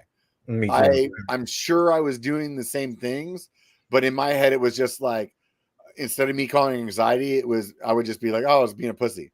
Like, totally, like that's what it was, And maybe No, that's from us like growing up in the 80s, like our generation. Our generation definitely there wasn't a lot of room for mental health in our generation. Not at all. Like, you were being, like you just said, you're being a pussy to get over it. Yeah, shut up. Crybaby. Yeah, and then the next time you thought about it or you felt that way, you'd be like, "Well, I'm not going to friggin' bring this shit up again." Yeah, exactly. Bury it like a man. Yeah, exactly. And then it'll pass. All right, here we are. I'm better now. Right. No, yeah, I made that joke to a friend just the other day. We were talking about something, and I was like, "Yeah, I just like to bury that, keep it deep down inside where it makes all kinds of emotional issues, like a man." I'll deal with it later in some other emotional way, but it's going to traumatize me. Right, right. Someday I'm going to be 70 and crying about this, but until then, save that one for later for sure. Right. So hey, you know what I want to talk to you about is let's change gears. What's it like working with a company like YT? Like I'm sure when you started, you had experience in the industry of skating, of working with brands. Yep. And now you're in this mountain bike space, but they were really your first, in my eyes, and correct me if I'm wrong, like your first like real mountain bike sponsor, right? Oh, for sure. And also with that, let me do this caveat because I get this comment sometimes. I am not sponsored by YT. The channel is. I used to be like a lot of people. They think that like they come to the channel and they see like my supported by and to be like, this guy isn't good enough to be sponsored. They're like, no, I know. Like it's the channel. It's the content creator life. I just need to say that because I get comments sometimes that people don't get that, but I am very humble guy. Like I don't think I'm good enough. Let me tell you this right now. Anybody that says that you're not good enough to be sponsored should shut the fuck up because they don't know what sponsored means. It's a shitty comment anyway. Yeah. Yeah. Sure. Like good enough to be sponsored has nothing to do with it. You could be a complete buffoon. And if you have an audience that you can project your opinions on and they agree with you and they're responsive to buy, then you are good enough to be sponsored. So you could be a guy that never even rides mountain bikes and just gets on and makes videos about what they look like, the paint schemes. And if you had 100,000 followers, then you're good enough. So like those people are just jealous, and that's it. That's all that I see it. Whether you're a racer and you're saying that you're jealous, whether you're another creator and you're saying that you're like, it's just jealousy. Yeah, and I think there's room for people like us and people that are pro athletes where we all can share. It doesn't mean like we're not taking away from them. They're not taking away from us. It's just like, dude, I'll tell you what I get the most worried about is me as a mediocre dude riding mountain bikes is the pro guys that are like stepping up their YouTube game or their social game, right? They're getting good. Somebody like Remy, right? Yeah. Like, how could you and I ever compare to a guy that's a professional rider and has a kick-ass like editing skills and you know what I mean? Like, he's killing it. Yeah. So the bottom line is marketing budgets are what marketing budgets are. They'll always be the same. They're not going to change. It's like based off of their revenue and stuff like that. Yeah. So what they decide to spend their money on is what's going to be the most impactful. Yeah. And anybody that wants to like argue about how they're spending it or why they're spending it that way, then make your genre like make more sales. Totally. That's all I can say. You know what I mean? Yeah. And coming from someone comes from marketing, I used to be in marketing. You know, I guess now with the channel, you still are a marketer. We market our channels. Yeah. A lot of what they do is they're taking the budget that used to go to paper magazines and now they're just moving it over to digital and they're putting that budget within like YouTuber stuff and going in channels and things like that. And I think it's great. Like it should have happened 10 years ago, but it's just they're a little late to the game. But I think with anything, there's going to be some confusion or people don't like change. And that just goes with the territory. But that being said, they could spend $5,000 on a one-page article one-page ad in some magazine, or they could spend $5,000 on some YouTuber that just made a 15-minute video about their product, and now it gets in front of 10 times as many people. Yeah, it's just like it's ridiculous to make some of the statements that I've heard. It's just like, to me, it's like the word is actually ignorant. You know what I mean? It's like you actually just don't know what you're talking about. Yeah. And you're making a comment or an opinion on something that you're not educated on. And And how I've do you done have that an plenty argument of with times. how do you have a discussion with someone or argument about something like that or a debate if they don't have the information that they need to have? You can't have like a logical conversation about something if you're coming into the other side of it without all the facts. So it's frustrating. But if, the positive spin is that companies like YT are doing this and seeing the opportunity, and I appreciate that. So like you asked, what is it like to have YT as this main sponsor? It's great. I feel like they do a really good job of being involved in what I'm doing, but not being involved. If that makes sense. Like they don't try to choreograph what they want from me or tell me what they need. Like they just want to be a part of the channel, have me ride their bikes and represent them. And then they liked what I was doing. So they want me just to keep doing that. Yeah. I think that any company that's doing what you just said, they have the right approach.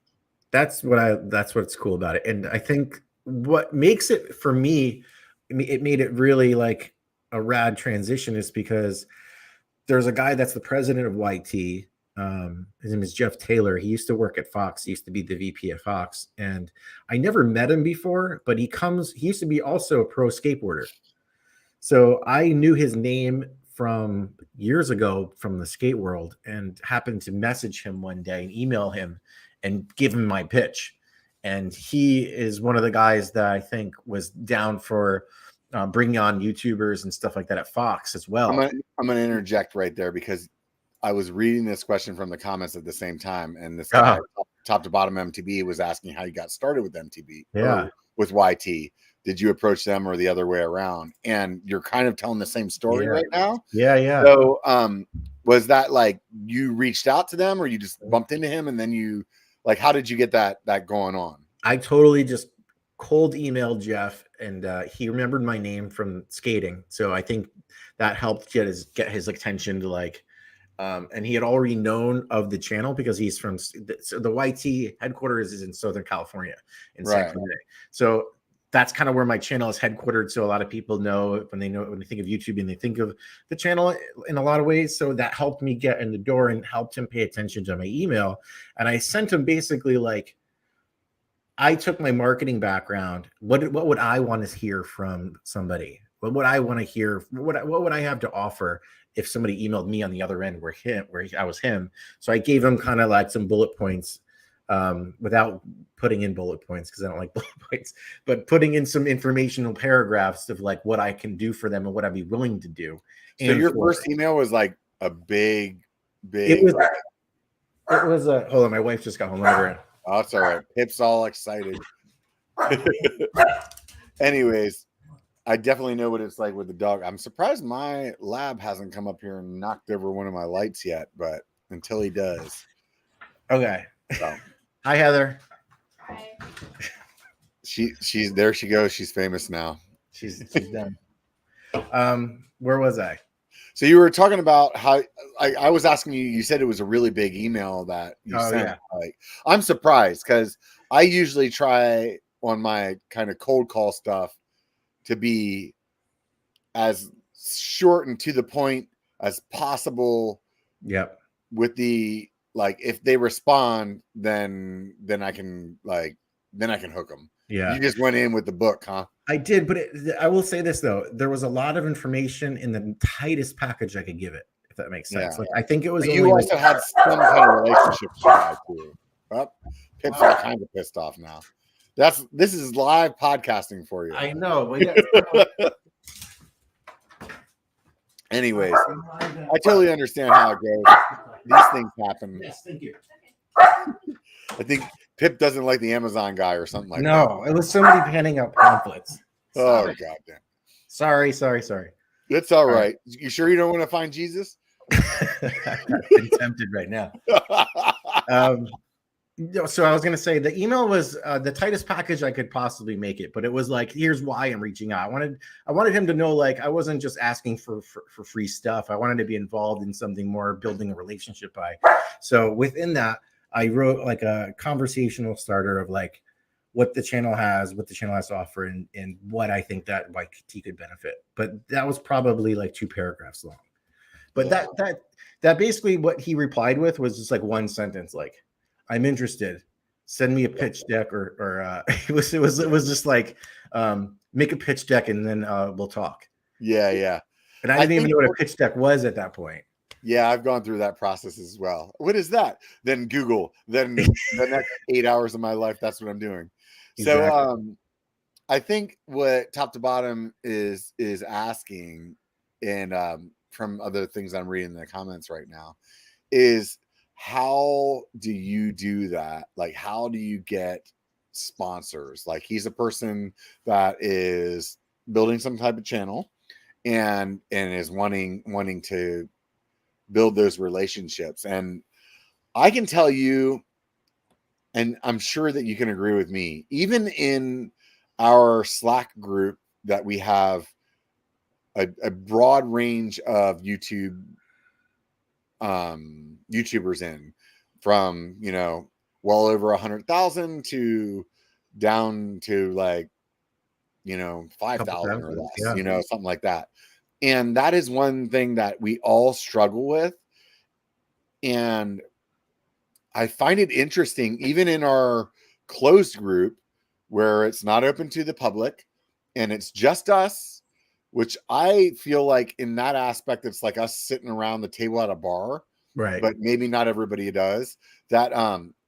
Everybody's very tight-lipped about how they go about creating those relationships. Yeah. And also outside of that, of how they, like, what their relation, like what fruits they got from that, you know what I mean? Yeah, like, yeah, totally. And it's really tough. I'm kind of an open book. Yeah, to be honest with you, I think 80% of it is luck, to be honest. Yeah. Like, some of the sponsors I've gotten reached out to me, and like, here's one that's kind of off the beaten path, but similar. Like, I'm really into building relationships with small businesses or lodging. One of the biggest expenses I find on the road is paying for those road trips, right? Yeah. So I've been reaching out and getting building relationships with resorts and stuff like that. So if I want to go out and build content around a bike park per se, like Deer Valley, getting to know them as a small business and getting to know marketing people there helps with building a relationship where they invite me to come and stay with them because they know I'm going to represent them and show them in the video. Yeah. And if they want to build their mountain bike community, like, boom. So you, and like, feel free to tell me, I don't want to share that, but like, you've done a great job of that. I can tell that on your channel, like, time and time again. Video after video, like, hey, this Airbnb place or this whatever, like you, I mean, and you're obviously like spiking sales because you've done it even with me, where I said earlier, I rented the Airstream at Santa's Village because of you. So, but are they just giving you somewhere to stay for free, or are they paying you on top of it? No, right now, all I do is ask them for lodging. Because for me, if it's not like I'm at a Marriott or a low Motel 6 or something. That Marriott's actually nice. But like, so for instance, I'll use this week as an example. I'm going to stay at the Stein Lodge in Deer Valley. It's a 5-star resort. It would probably be $500 a night. So if I look at that, but why not ask for money too? Good question. But if I look at it, like, if I'm staying there for 5 nights, my channel is at around 25,000. I don't want to over ask yet. I want to feel it out. So I don't feel like I'm going to argue with you right now. Yeah. I was really hoping that you would tell me that they were giving you something. No. And the main reason that I am going to argue with you right now is because I'm really good at giving advice and not always taking it. So what you're doing right now is flow, right? Like, you're getting product for free. Well, not product. Let's just say that we'll like to generalize it. You're getting product. Your product as far as the hotels and stuff. Yeah. Right. So your product there is your stay, right? And I do the same thing. I am like, oh, my channel's not big enough. Yeah. But on the other hand, the whole conversation that we had just a minute ago, like, would it be too much for them to say, like, here's a room and $500? I don't know. You're not wrong. I feel like you should test it. Yeah, I don't think you're Let wrong. Let him say no. You know, the worst they could say is no, it's true. I think that I've been rationalizing in my head like 500 a night, 5 nights. That's like $2,500. It's but a it's beautiful actually place. zero cost to them. It's They've already sunk the cost into their building. Like, really, that room's probably empty. Yeah, but they do give me vouchers and stuff like that to eat. It's not payment, but like they'll give me. I really want to fuck with you right now. Like, oh, you got some vouchers, didn't you? I get some vouchers Some and free drinks, did you? some coupons. I get a. I have to listen to a 2-hour speech and then exactly. But he's not really doing a deal with them. He's doing I really didn't want to fucking throw you off right there, but it was the opportunity for the joke was just too good. I just had to I set you up pretty good. But I will say, for like the channel sponsors, there is usually a fee involved and stuff. Yeah, like well, that. and that's the difference between a sponsor for people that are listening, maybe for the first time or whatever. A sponsor is somebody that's actually paying you for something, right? Otherwise, it's supported by is a good way to say it. That's like what the industry calls flow. So you can say you're supported by, I'm just going to throw a name out, Cali Protectives. Yeah. And what that means is they support me. All they do is give me helmets and pads, right?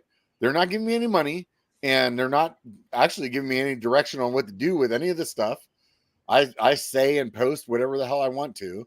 They just give me the stuff for free, you know? Yep. So I personally, man, I know BKXC said this when he started his channel, but I really just want to be supported by Patreon. Like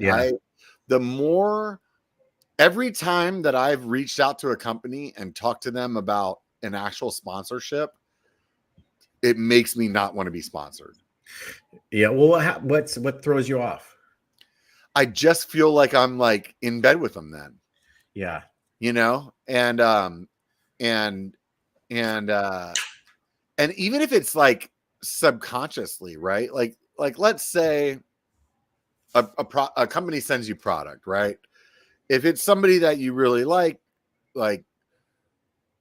you don't want to like shit on them, right? You know what I mean? Right. But on the same note, like you want to be honest, right? So that you can do that.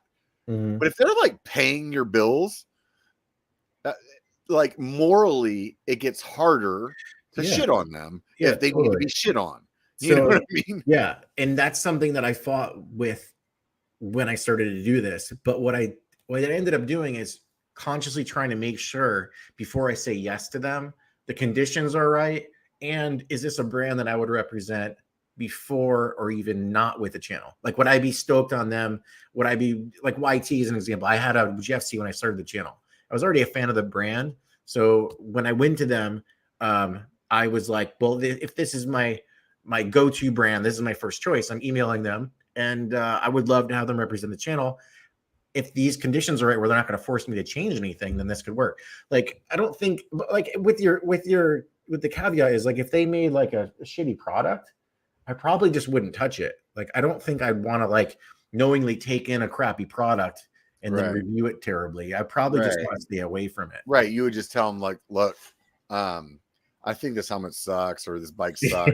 And, I luckily haven't had to do that yet because I've been. But I mean, like that would be your conversation. Like, like you don't want to jump. I mean, you could talk to athletes too and stuff. They're never gonna do that. They're not gonna do that either. You know, it's like, and that is the part where I still feel like every time I get into a situation where I'm considering signing something, let's just call it that way. Yeah. I just get like, man, I don't want to do this. Yeah. I wish that my channel could be it's there. It's working there. We're getting there. Yeah. I enjoy that the finances come from YouTube and Patreon. Yeah. And if a company, like everything that you said about how you're approaching your sponsorships, I feel this like the same way, except for I just want flow. Yeah. Like I just want free product, and I'm only asking a company for free product that I 100% stand behind. Yeah. Right. There you go. So like let's say Cali's the best example for me. I've been working with them for a long time, and it's because I really like their product. Like I really do. I love who they are as a company, and I'm good with that. But I don't know how I would feel differently if they were like sponsoring me. Well, let me say this right now with a caveat, because someday this conversation is gonna bite me in the ass like BKXP and the Trek guy, right? This is the thing. On the podcast, my like long-term goal with the podcast is growing this audience and then selling advertising. Okay. So if at one point you're listening to this podcast and I'm like freaking doing a 2-minute spiel on Santa Cruz bikes at the beginning, that doesn't mean that like I've sold out the Santa Cruz bikes. That means that they bought the 30 seconds or the 2 minutes of advertising that I'm going to give them at the beginning of the video. And I don't think that's nothing to ask no offense to the listeners, but the listeners can handle that considering it's free content for them. Right.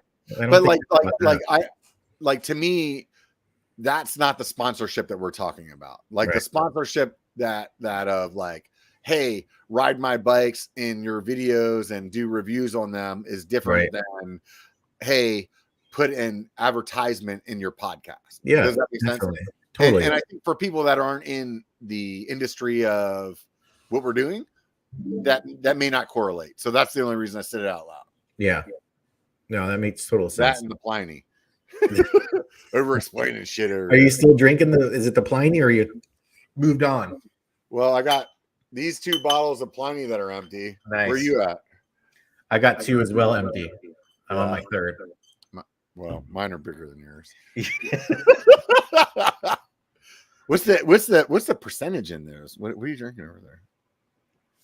These are, where is it?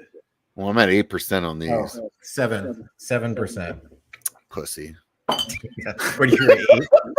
Hey man, we're both 45, dude. We can do this. We can. I feel like I don't know where you are with your tolerance, but I'm pretty okay with it. Yeah, no, I'm definitely there's Brab's not even here yet, man. When does Brab come out? I don't know. We'll see. I'm gonna open up another beer.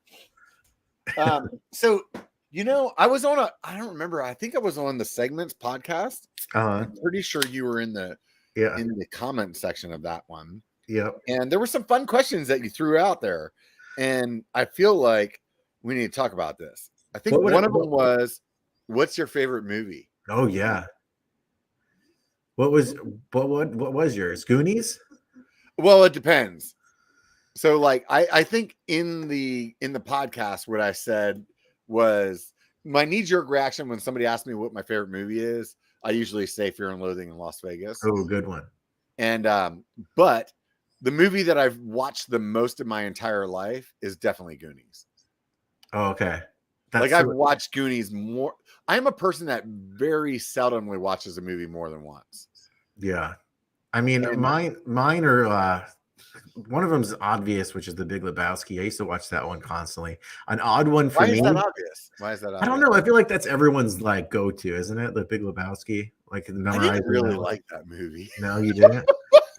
I'm like, you're like the first one I've met that did like that one. That's maybe I should watch it again. Like I remember, like it was okay, like it was good, but it wasn't like this sticks out. You know what I mean? I think it got better for me the second and third time I saw it. That was the. Go ahead. Go ahead. That was the thing with Fear and Loathing. Yeah. Like the first time you watch it, that movie's fucked up. But the more times that you watch it, it's like Pulp Fiction.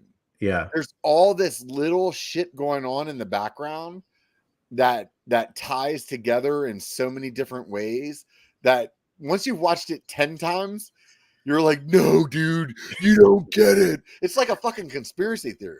Yeah. And there's all those the subtle little lines and things that you don't pick up from the first or second time that you pick up later that become the funniest part of it. Right. Like I just for some reason watched Donnie Brasco this week again. And it turned into a comedy for me because I've seen it so many times and it just happened to be on and I was watching it and I was like, the back and forth that these guys were having, these conversations, the forget about it and he tells his wife to shut up when she's trying to help him and stuff. Just like all those little stupid things that are going on. Just once you get the plot and the plot isn't that important anymore, and it's just these little scenes, that's when the movie opens up for me. Yeah, that's what happened to me with like American Psycho. I don't know if you've seen that movie. Yeah. That's that funny. I always refer to that movie with our governor because I feel like Gavin Newsom looks like the main character from that. Oh, movie. he does kind of. He does look like Patrick Bateman. Right. Anyways, I'm not going to get political. Anyways. Not safe. Right? Not a safe zone. Yeah, I mean, Fear and Loathing does that same thing. There's a part in the very beginning of the movie where he sees a car accident, and the type of car accident is a stingray.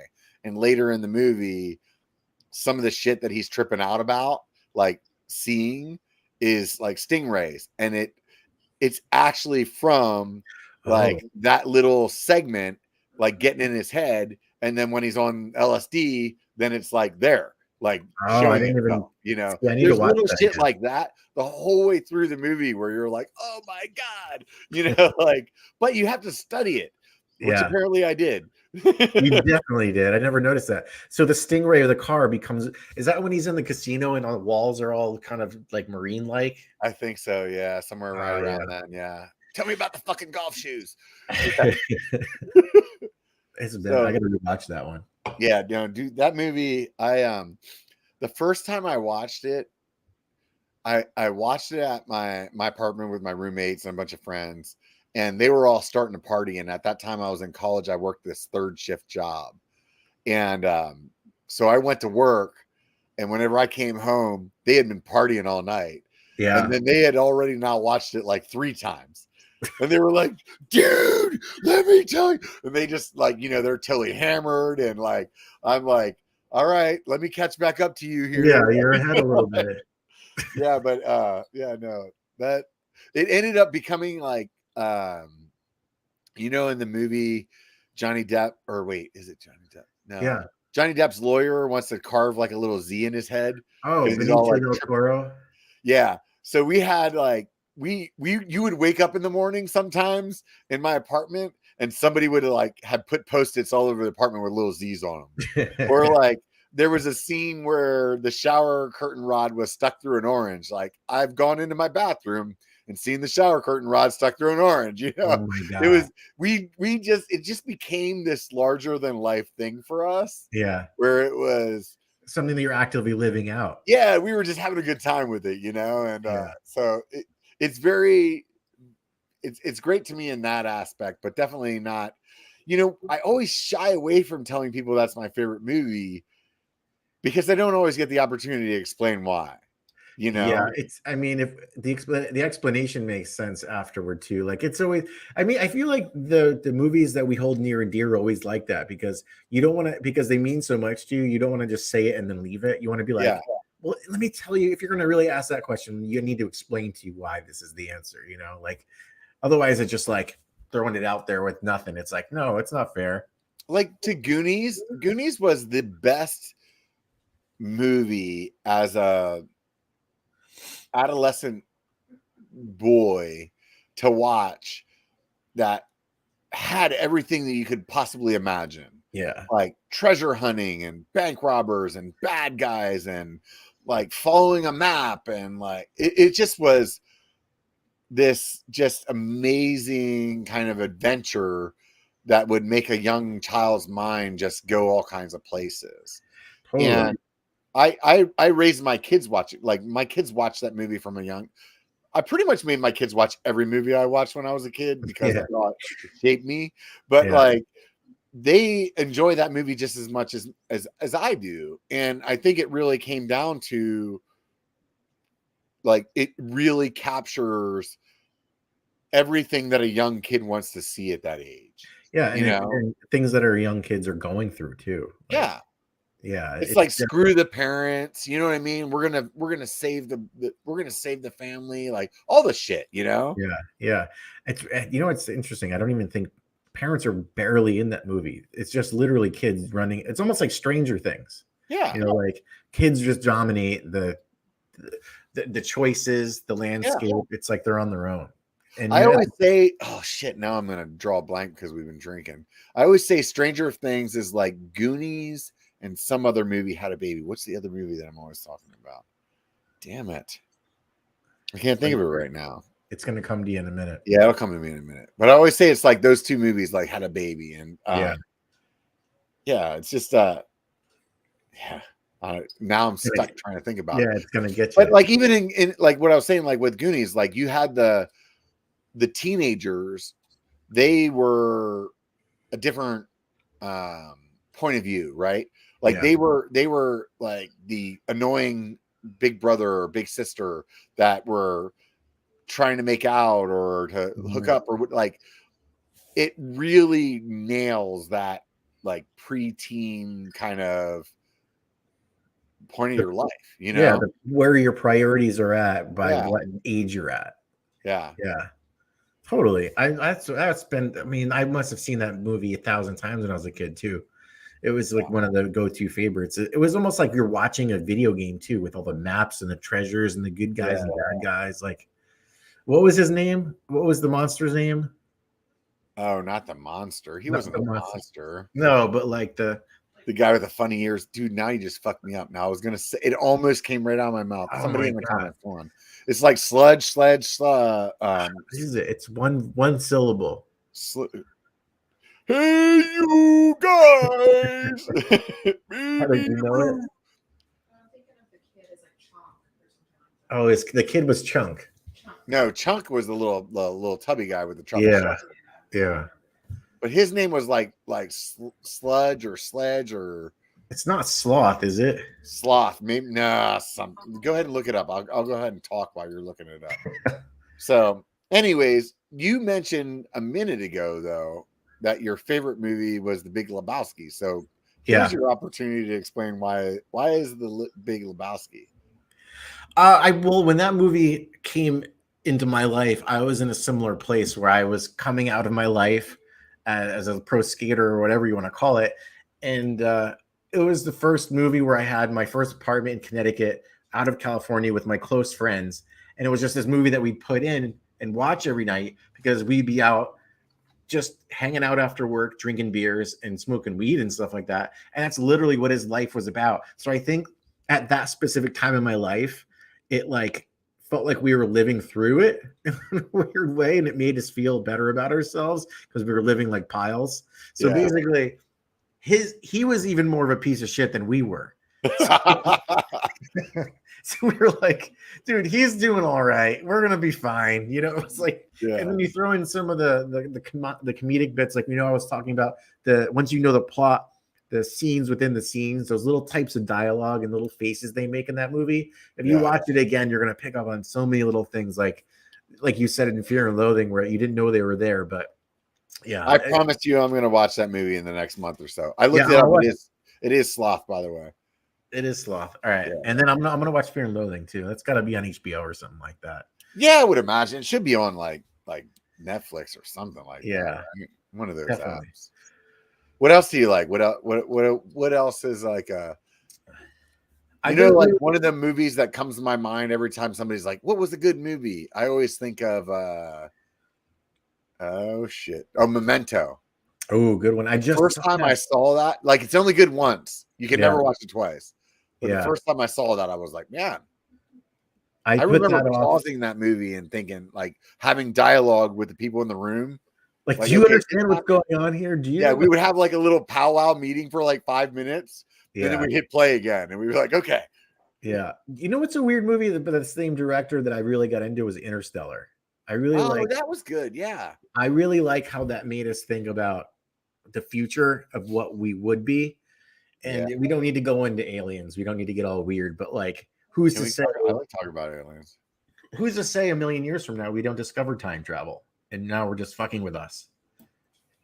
Yeah, could be. So I don't know. I think movies that are sci-fi that plant seeds. Like when you're done with the movie, you're like, well, what about this or what about that? That's like The Matrix.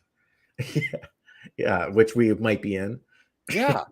I honestly had zero thought that anybody in the that said we're living in the Matrix was Like I gave it zero validity. Yeah. Until about a month ago, one of my pot smoking friends, this is what it takes, dude. Those fucking pot smokers, man. They got too much time thinking about shit. Yeah, they're going deep. He starts. So you remember those books when you were a kid, the Berenstain Bears? Mm-hmm. Yeah. Were they the Berenstain Bears or the Bernstein Bears? Oh, I know where you're going. The two different time realities and the words. Yes, because to me it was the Berenstain Bears, and he was like, "Yeah, they were the Berenstain Bears." Yeah, I remember. Like, I went to the fucking amusement park, and then you go on the internet, and it's like Bernstein, like BERN, like it's totally fucking different. Yeah, it is not what we grew up with, and it's like there's this conspiracy theory about that's the glitch in the Matrix. Is that this and once he explained it all to me, we're on this like long climb, right? And once he explained it all to me, I was like, whatever, this freaking stoner, right? I don't even care.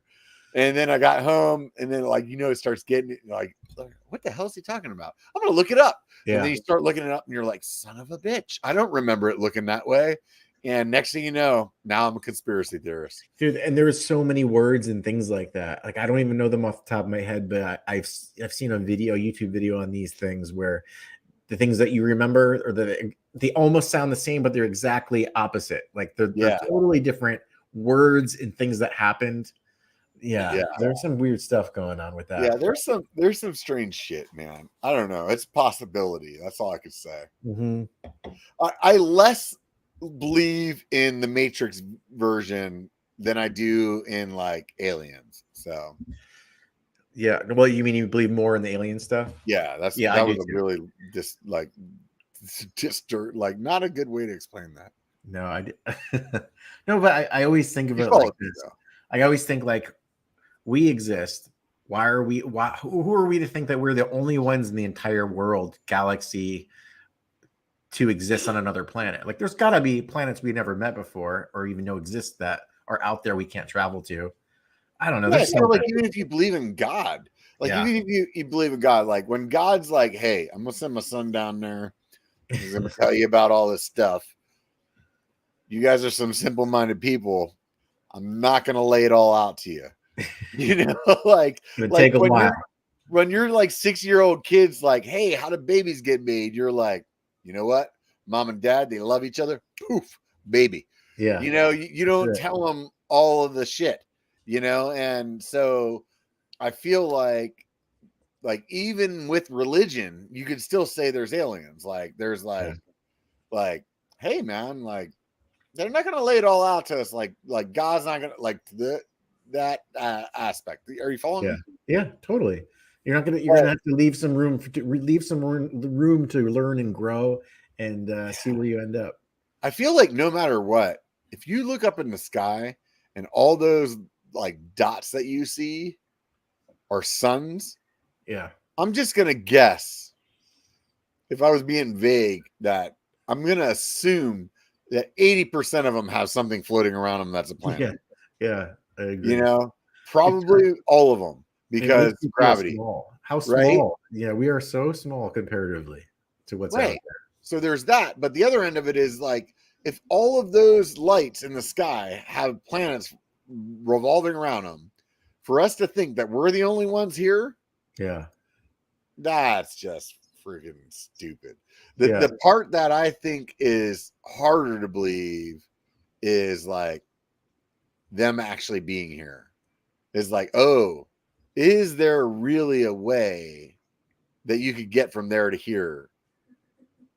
Well, that's that we're like flying around. You know what I mean? Yeah.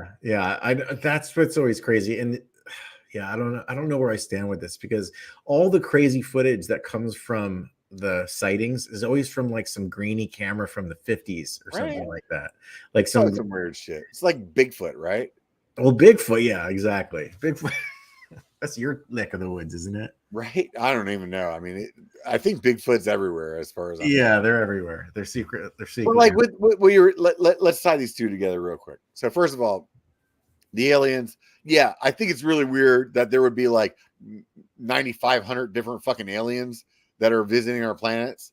I feel like that's off. Yeah. Like maybe one of the sightings out of all of the thousands that we've seen has actually been an alien. But I feel like if we're just getting like daily, it's like a drive-through. Like they're like, hey, by the way, if you go over there in the Milky Way sector, you can roll through Earth. You know, like Yeah. We're like a tourist attraction. Right. I don't know. Yeah. I don't know if I'm buying all those, you know, because I feel like there's only, I don't know, maybe what I just said. I don't know. Anyways, but the Bigfoot thing, I mean, come on. I don't believe in the Bigfoot thing. In right, fact, I saw there's a documentary on Netflix that just came out recently about it. I'm a big documentary guy, so I'm always I love documentaries, man. There's some really good ones that just came out. I like the true story ones, basically based around something that's recent. Like they have the sports ones like Malice in the Palace, and they just came out with and one the brand. They do like a documentary about how they came to fruition and where they go, and there's just some really cool ones that come out. I'm always watching those every chance I get. So since you're a big documentary fan, and so am I, what's your favorite documentary? Oh, I knew you were going to say that. There's so many. I have like two that come to mind right away. My number, I'm going to let you think about this while I explain mine. My number one favorite documentary, without a doubt, is Man on a Wire. And if you haven't seen that, that's great. Yeah, it's for those of you guys that haven't seen it, it's about a guy that's a tightrope walker, and he wants to do like crazy tightrope walking. And him and his buddies are kind of like they're like bad boys, you know. So they go to like Sydney, Australia, and tightrope walk across this bridge. And then they go to Paris and they tightrope walk between the two towers of Notre Dame. And somewhere along the line, they come up with the idea that they're going to tightrope walk between the Twin Towers in New York City. And they're being built at the time. So the process of them doing this is like a bank robbery. Yeah. Like you're listening to like a group of people that robbed the bank explain to you how they robbed the bank. And it's so fucking fun to watch. It is really, and they made a movie about it too. Yeah, the movie was good, but the documentary to me, like, is like it's the actual dude. You know what I mean? Like it's so good. I don't want to spoil it for people, but when they did that scene when they shot the wire across from the tower to tower, I was like, this is real? Like, are you kidding me? Like, that was what they really did. Mine has got to be maybe something that's a little obvious, but it's similar in the way that the documentary was better than the movie, and it was Dogtown the Z-Boys. Just because that comes from my like upbringing and stuff like that. It's really well done. It was really well done. And I remember watching that and feeling like I watched a movie. Like it was really good. Yeah, and then the movie came after, which isn't as good, but it's fun to watch. It's kind of like Man on a Wire too. It's like, you know, it's fun to watch that with the real. Put it up against the real documentary, though. You'd rather watch the doc. Yeah. That's awesome, man. Dude, 2 hours. Wow, here we are. Quick. Yeah, I did. Always fun chatting with you, man. Likewise, man. Let's do this again soon. I know, right? I need an excuse to drink more beer. So. I'm gonna need one too. And get your ass down here again soon, and I'll keep in touch about what the Dodge Ridge thing too. It's more to be continued. Yeah, let's definitely do that. All of you guys that have been listening, if you enjoy this, please do me the favor. If you're on YouTube, hit subscribe. Really, it's just push the fucking button. It's not a big deal. Thumbs up if you enjoyed this. If you're listening on podcast and you actually feel like you want to support this, you want to like drive it home, swing over there to Apple Podcasts, write a 5-star review. If you're thinking 4 stars, probably not worth your time. You got better things to do with yourself. Anyways, those of you on Patreon, really love you guys. If you guys want to buy me a beer, $5 a month, man, over there on Patreon, or throw $1 at me. It's like pouring a beer. Give the bartender $1 every month. That's pretty easy. So appreciate it. Tony, you were awesome, man. Back at you, buddy. Truly enjoyed my time chatting with you. All of you guys out there, if you know one thing and you remember one thing, it only takes a bike to be a biker. Get out and be one.